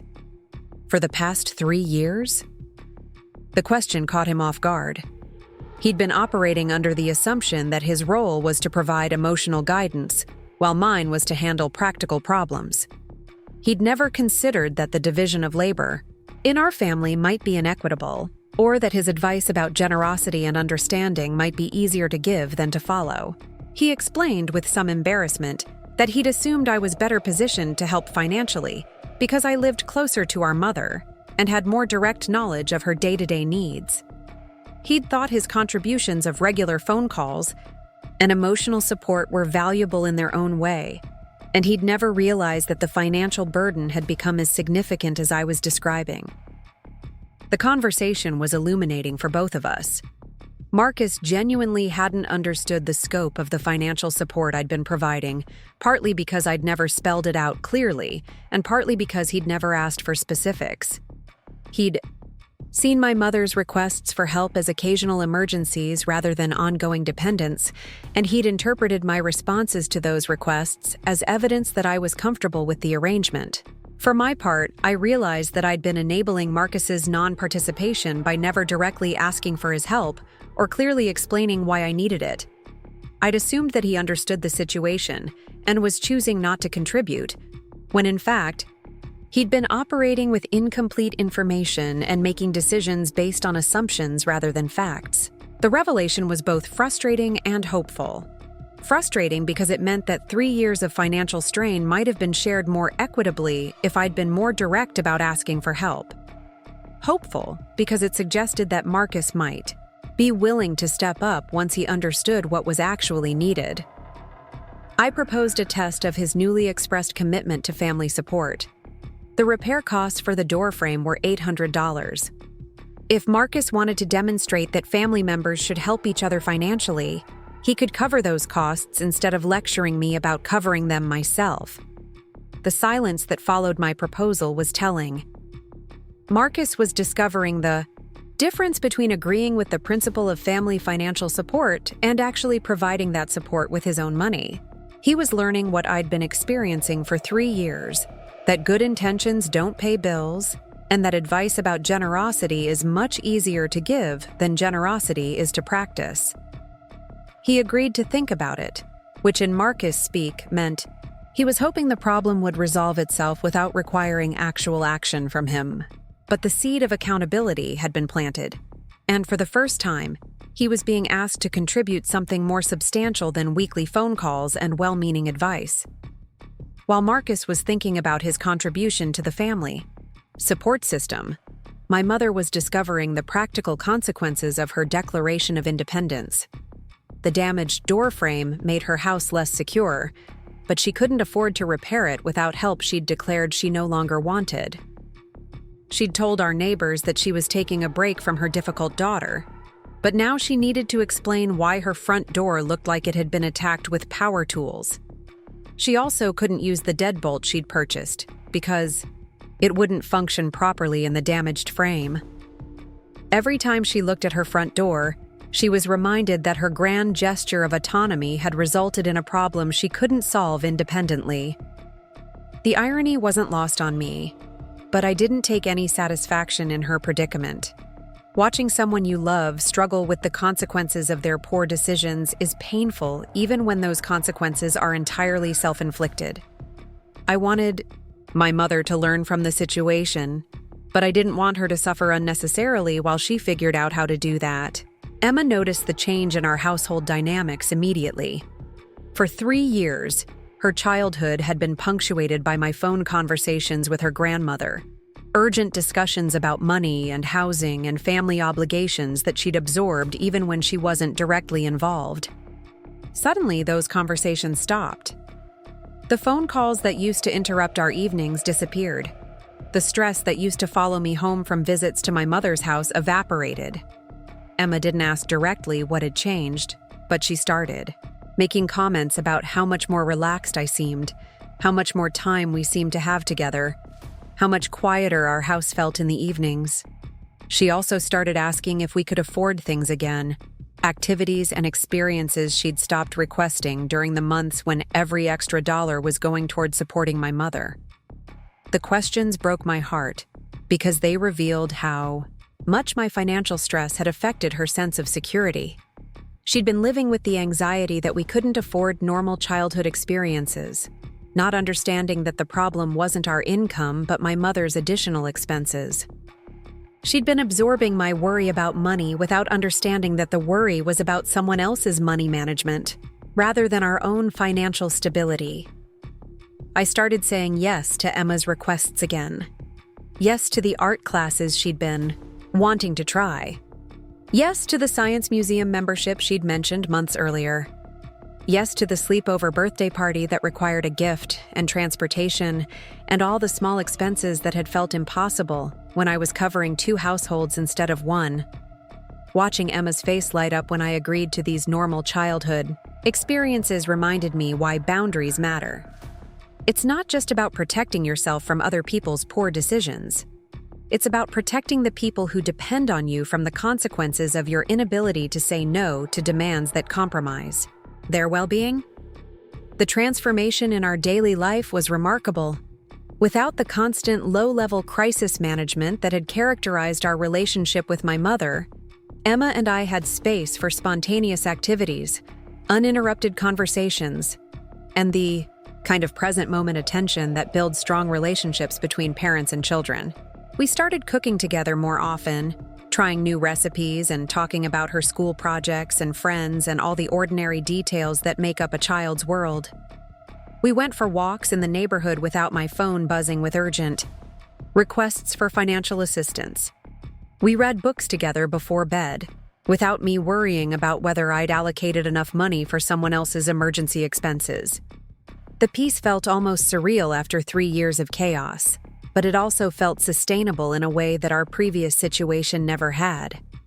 I wasn't constantly bracing for the next crisis call or calculating whether I could afford to help with the next unexpected expense.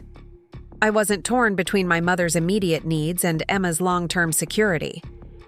For the first time in years, I could focus entirely on being Emma's mother instead of trying to mother multiple generations simultaneously.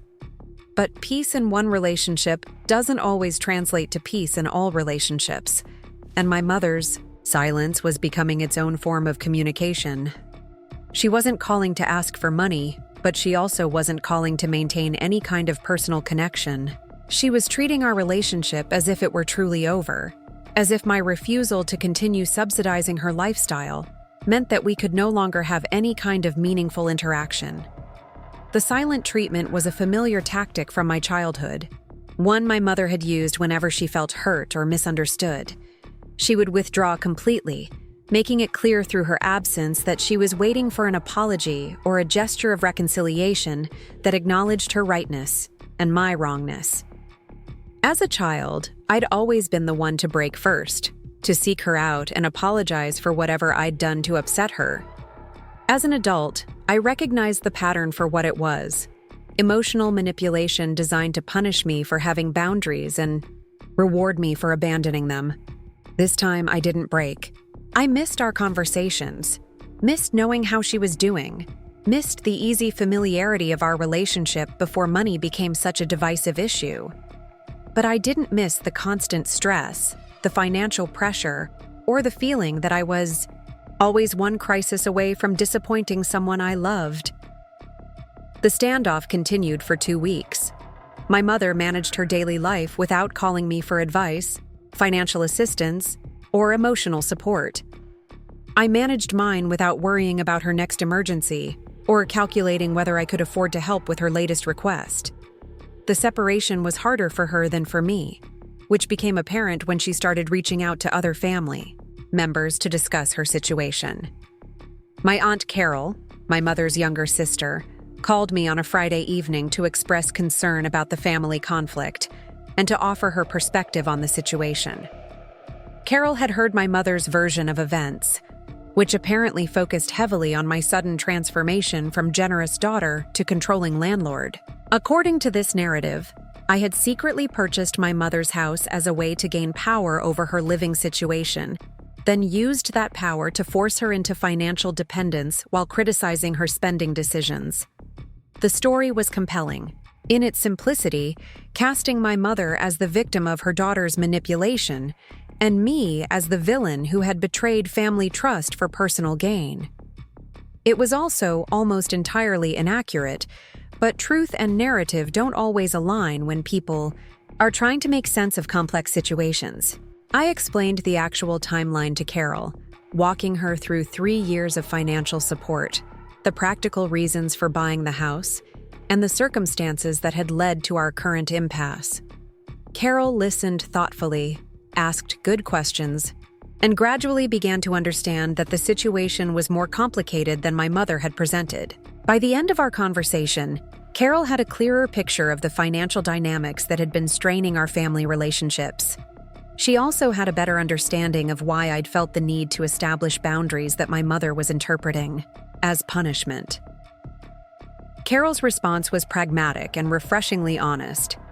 Family relationships required mutual respect and reciprocal consideration, she observed. Loving someone didn't mean accepting unlimited financial responsibility for their choices, and being loved didn't mean being entitled to unlimited financial support from family members. She agreed to talk with my mother about the importance of finding middle ground, of recognizing that sustainable relationships required contributions from both parties, rather than endless accommodation from one party. The conversation with Carol was encouraging because it suggested that other family members might be able to see the situation more objectively than my mother was currently capable of doing. It also suggested that my mother might be more willing to consider compromise if the suggestion came from someone other than me. But it also revealed how differently my mother was presenting our conflict to other people, and how easily complex family dynamics could be simplified into stories of betrayal and victimization that bore little resemblance to actual events. The week after my conversation with Carol, my mother's financial reality began asserting itself in ways that couldn't be ignored or postponed. Her car registration was due, requiring fees she hadn't budgeted for. Her health insurance premium increased, creating a gap in her monthly budget that she couldn't cover without adjusting other expenses. The damaged door frame was becoming a security concern that her neighbors were starting to comment on. Each of these issues was manageable individually, but together they created the kind of financial pressure that had previously resulted in phone calls asking for my help. This time, those calls didn't come because my mother was committed to proving that she could manage independently. Instead, She started making decisions that revealed how unrealistic her financial situation had become without my support. She delayed renewing her car registration, hoping to stretch her budget until her next Social Security payment. She reduced her health insurance coverage to lower her monthly premium, increasing her out-of-pocket costs if she needed medical care. She ignored the doorframe damage, despite the security risks and potential liability issues. These decisions created new problems while temporarily solving immediate cash flow issues, a pattern that I recognized from years of watching my mother prioritize short-term financial relief over long-term financial stability. The difference was that this time, I wasn't available to help her manage the consequences of those decisions. She would need to figure out how to renew her registration with late fees, how to handle medical expenses with reduced insurance coverage, and how to address the security concerns created by a damaged front door. Marcus called me again after my mother reached out to him about her mounting expenses and delayed obligations. He'd been thinking about our previous conversation, he said, and he'd decided that he wanted to be more helpful with family financial support going forward. His definition of more helpful turned out to be offering to split the cost of my mother's immediate expenses, contributing half if I would cover the other half. It was a step forward from his previous position of offering only advice, but it still assumed that I would continue to provide financial support, even though I'd clearly explained that those days were over. I thanked Marcus for his willingness to contribute, but declined his offer to split costs that I was no longer willing to cover at all. If he wanted to help our mother financially, he was welcome to do so, but I wouldn't be participating in those arrangements going forward. The conversation was shorter than our previous discussions, partly because Marcus was beginning to understand that I was serious about my boundaries, and partly because he was discovering how much more complicated family financial support became when it required his own money rather than just his approval of my spending. 3 days later, he sent my mother a check for $500 with a note explaining that he wanted to help with her current expenses. It was the first direct financial contribution he'd made to her support in the 3 years since her divorce, and it came with no strings attached, no advice about budgeting, and no expectations about how the money should be used. My mother called him immediately to express her gratitude and surprise. She'd assumed that his previous lack of financial contribution meant that he couldn't afford to help, not that he'd been leaving that responsibility entirely to me. The conversation between them was apparently emotional and honest in ways that their previous interactions hadn't been. Marcus learned that our mother had been struggling financially for much longer than he'd realized, and that his weekly phone calls, while appreciated, hadn't addressed her practical needs in meaningful ways. My mother learned that Marcus had been willing to help financially, but had assumed that I was handling the situation adequately and hadn't needed his contribution. The miscommunication had been costly for both of them, and for me. Marcus had missed 3 years of opportunities to support his mother directly, instead of through me. My mother had missed 3 years of opportunities to ask for help from both of her children instead of depending entirely on one. And I had missed 3 years of opportunities to share family financial responsibilities instead of carrying them alone. But the revelation also created new possibilities for how our family could function going forward. If Marcus was willing to provide direct support to our mother, and if she was willing to accept help from both of her children instead of depending entirely on me, then perhaps we could find a more sustainable arrangement that didn't require anyone to sacrifice their own financial security for family harmony. The question was whether my mother could accept this new dynamic without interpreting it as abandonment by me, and whether she could learn to manage her expectations about family financial support in ways that respected everyone's limitations and boundaries. The answer would determine whether our family could repair the relationships that had been damaged by 3 years of unsustainable financial arrangements, or whether we would continue to struggle with the same patterns that had brought us to this point of crisis and separation. The transformation didn't happen overnight, but it happened completely. 6 months after the lock-changing incident that forced our family to confront 3 years of dysfunction, I found myself sitting in my backyard watching Emma practice cartwheels on the grass, while my mother weeded the flower beds she'd planted along the fence line. The scene was so perfectly normal that it felt almost revolutionary after everything we'd been through. My mother had surprised everyone, herself included, by adapting to the new reality with more grace than any of us had expected. The financial boundaries I'd established had initially felt like punishment to her, but they'd gradually become liberation from the constant stress of managing expenses she couldn't afford with income she didn't have. For the first time in years, she knew exactly how much money she had available each month, and she was learning to make decisions based on that reality, rather than on hope that someone would cover the shortfall. The learning process hadn't been smooth.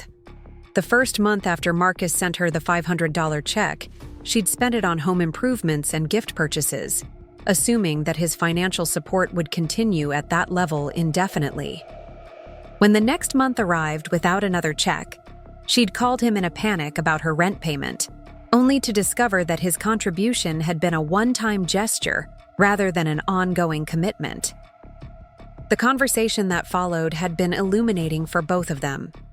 Marcus explained that he wanted to help occasionally, but couldn't provide regular monthly support because of his own financial obligations and lifestyle choices. My mother explained that one-time gestures, while appreciated, created more problems than they solved because they made it difficult for her to budget consistently. They'd worked out an arrangement that made sense for both of them. Marcus would contribute a set amount every 3 months, enough to cover my mother's quarterly expenses like insurance payments and car registration, but not enough to enable impulsive spending or unrealistic budgeting. In exchange, my mother would stop asking for emergency financial help and would manage her monthly expenses within her regular income. The arrangement had required my mother to make significant lifestyle adjustments, but it had also given her a sense of control over her finances that she hadn't experienced since her divorce. She knew when Marcus's contributions would arrive, how much they would be, and what they were intended to cover. She could plan accordingly instead of constantly scrambling to meet obligations she couldn't predict. More importantly, the arrangement had forced her to distinguish between wants and needs in ways she hadn't done while I was covering her shortfalls. Without the safety net of my crisis intervention, she'd had to learn to say no to purchases that would compromise her ability to pay rent, to prioritize essential expenses over optional ones, and to make trade-offs based on what she could actually afford rather than what she wanted to buy. The learning curve had been steep, but the results were undeniable. My mother was calmer, more confident, and more realistic about money than she'd been in years. She still made occasional poor financial decisions, but they were smaller mistakes that she could recover from independently rather than major crises that required someone else's intervention. She'd also started working part-time at a local library, a job that didn't pay much but provided structure, social interaction, and a small but reliable income supplement. The work was exactly the kind of opportunity she'd previously dismissed as beneath her qualifications, but she'd discovered that having any job was better than having no job, and that modest income was better than complete dependence on family support. The job had given her something I hadn't been able to provide despite 3 years of financial assistance: dignity that came from earning money rather than receiving it, and pride that came from contributing to her own support rather than being entirely dependent on others. The changes in my mother's life had created space for changes in our relationship. Without the constant pressure of financial crises and the resentment that came from feeling used or feeling guilty, we'd been able to rediscover the parts of our connection that had nothing to do with money. We talked about books, gardening, Emma's school projects, and neighborhood news. We shared meals that weren't shadowed by unspoken requests for financial help or defensive explanations about spending decisions. The relationship wasn't perfect, and probably never would be. My mother still occasionally made comments that revealed her lingering resentment about the boundaries I'd established, and I still sometimes felt wary about conversations that seemed to be heading toward requests for favors or assistance. But we'd found a way to interact that felt sustainable for both of us, based on mutual respect rather than unequal obligation. Emma had been the biggest beneficiary of the changes in our family dynamics. Without the constant stress of my mother's financial crises, I'd been able to focus entirely on being her parent, rather than trying to parent multiple generations simultaneously. She was taking dance lessons again, participating in after-school activities, and making plans for summer camps that I could afford now that I wasn't supporting two households. More importantly, she was learning healthier lessons about family relationships, money, and boundaries than she would have absorbed if I'd continued enabling my mother's financial dependence. She was seeing that love could be expressed through actions that protected people, rather than actions that enabled them. She was learning that saying no to unreasonable requests was sometimes the most loving thing you could do. She was also learning that financial security came from making realistic decisions about money, rather than from having family members who would cover the consequences of unrealistic decisions. These were lessons I wanted her to internalize before she became an adult, and had to navigate her own relationships with people who might try to exploit her generosity or manipulate her love. The house itself had become a symbol of the new dynamics rather than a source of conflict. My mother took excellent care of the property, treating it with the respect that comes from understanding that her housing security depended on maintaining good relationships with her landlord.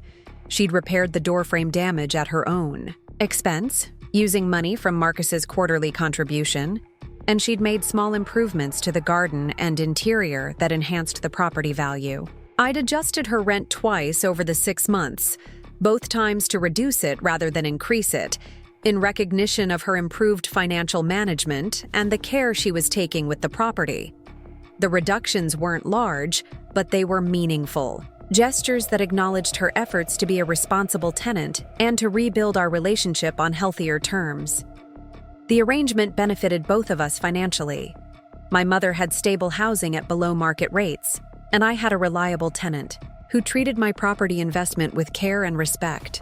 More importantly, we both had clarity about our respective roles and responsibilities, which eliminated the confusion and resentment that had characterized our previous interactions. Marcus had also evolved in his understanding of family obligations and his own role in supporting our mother. His quarterly contributions weren't large enough to enable financial irresponsibility, but they were predictable enough to provide genuine security for expenses that were difficult to budget for on a limited income.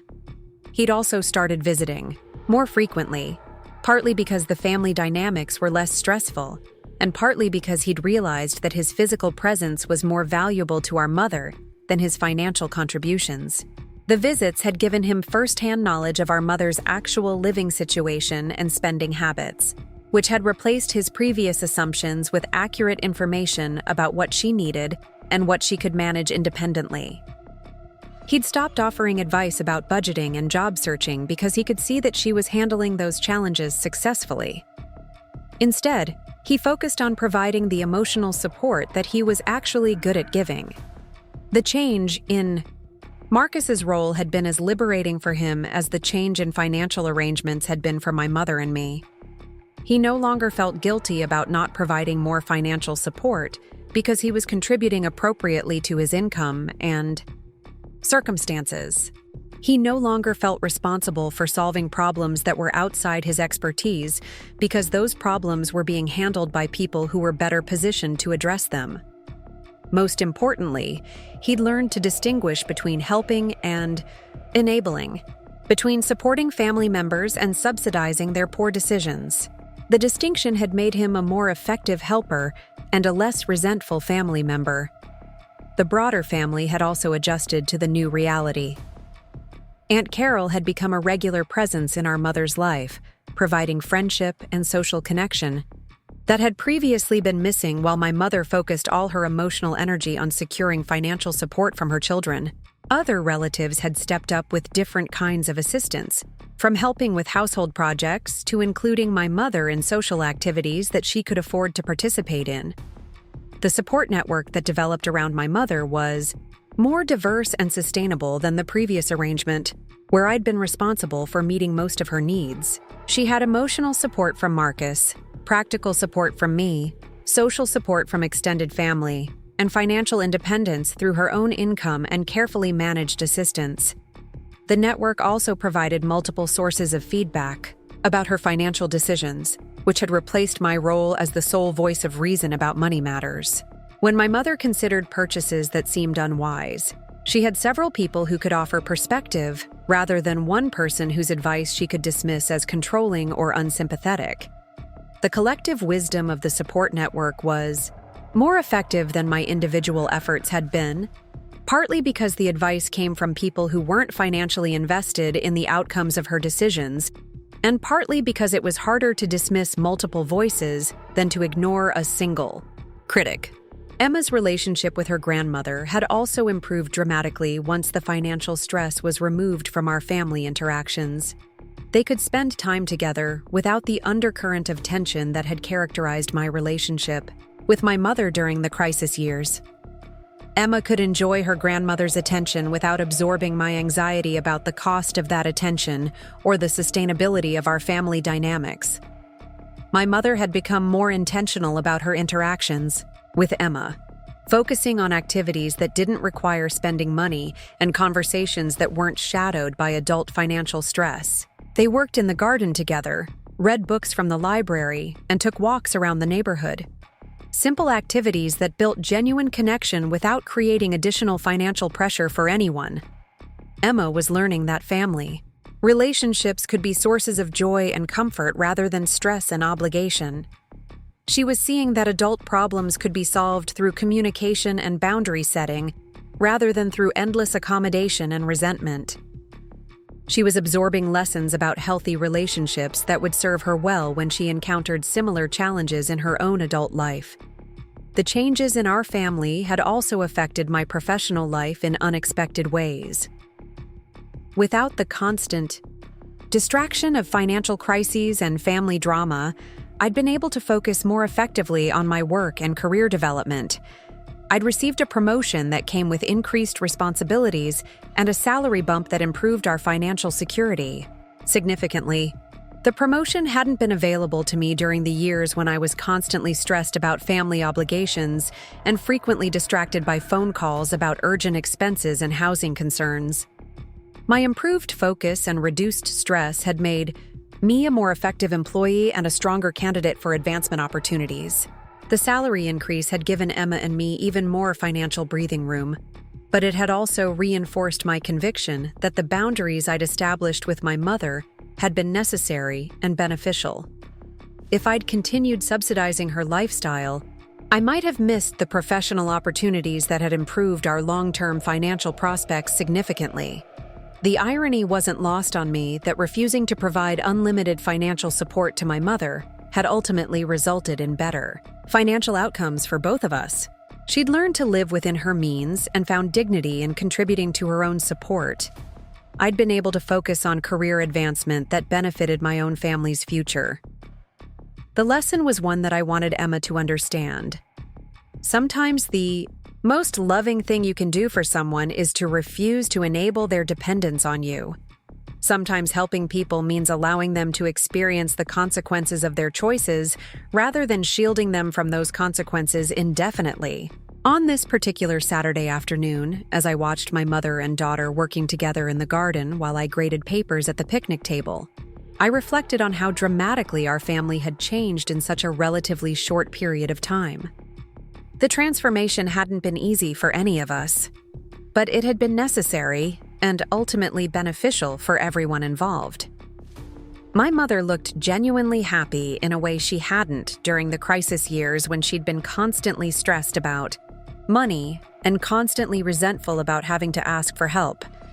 She was engaged in meaningful work, contributing to her own support and maintaining her independence while still receiving appropriate assistance from family members who cared about her well-being. Emma was thriving in ways that hadn't been possible when our household resources were stretched to cover 2 families, and when my attention was constantly divided between her needs and my mother's crises. She was confident, secure, and learning healthy lessons about relationships and money that would benefit her throughout her life.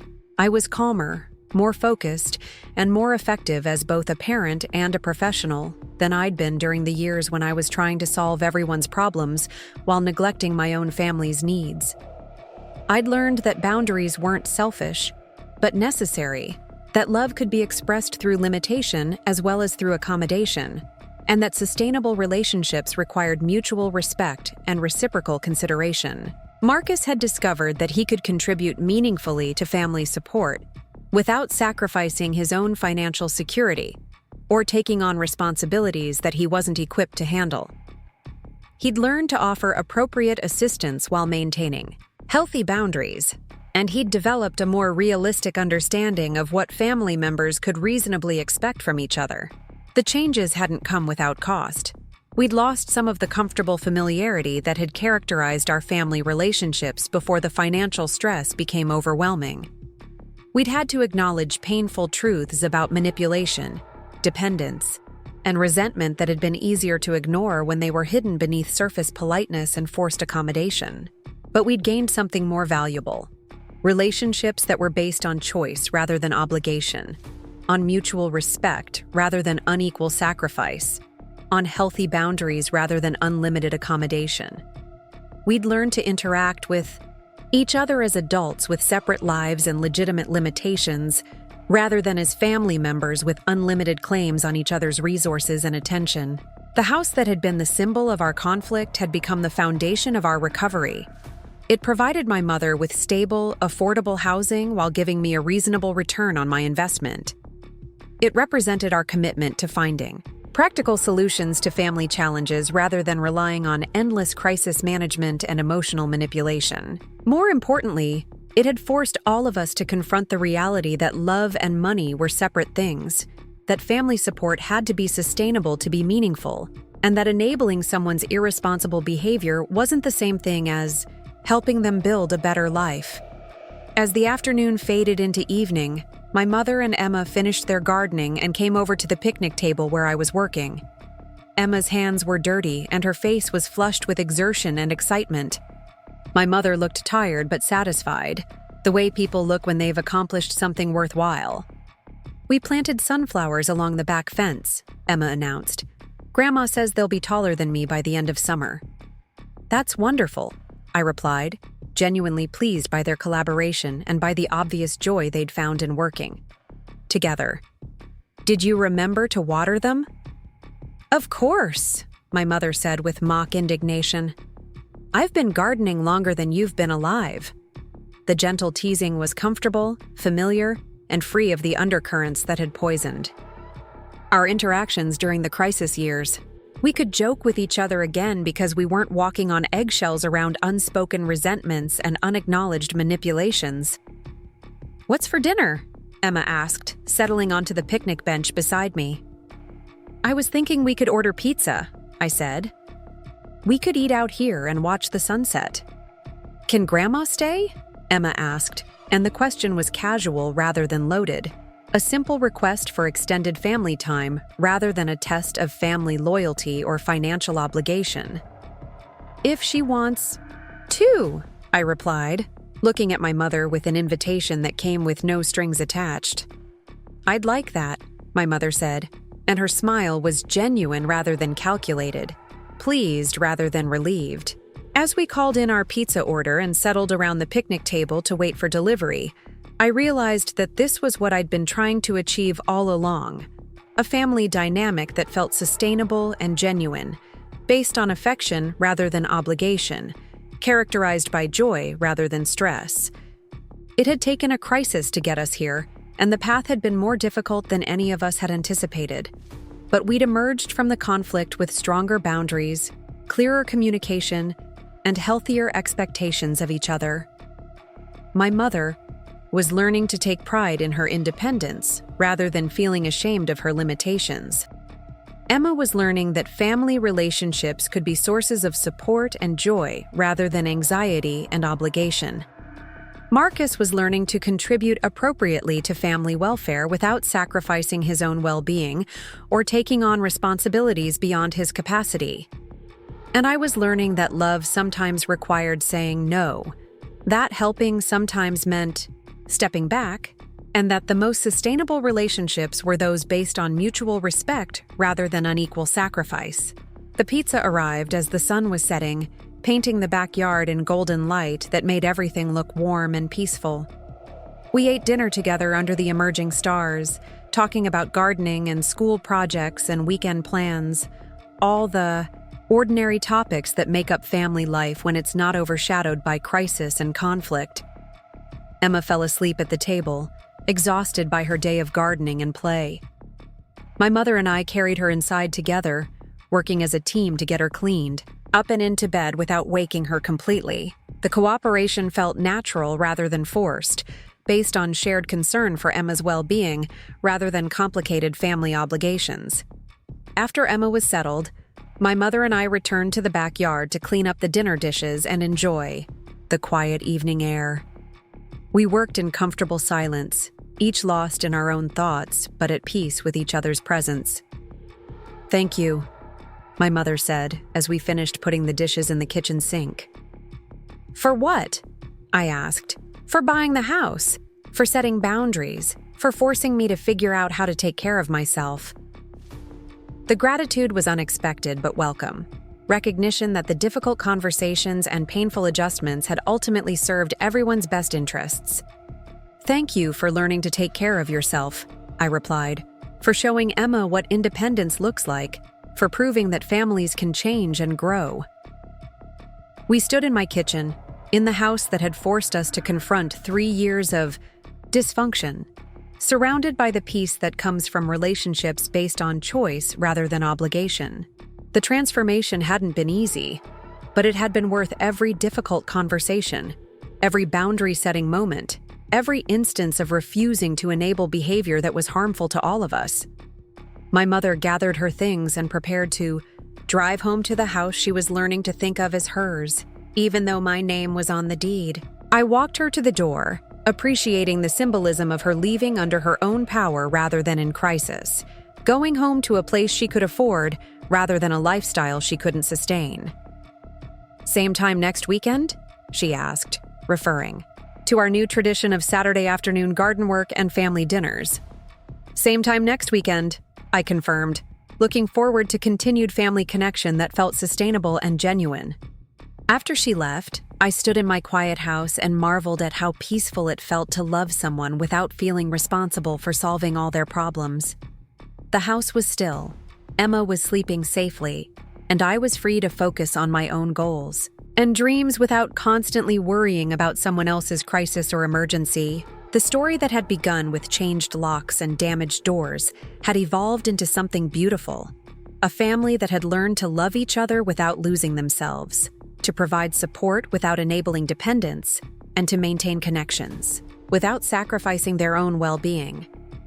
It was the kind of ending I hadn't dared to hope for during the darkest moments of our conflict, but it was exactly the kind of resolution that became possible when people chose growth over comfort, honesty over accommodation, and healthy boundaries over unlimited obligation. The changed locks had been my mother's attempt to control our relationship by shutting me out of her space.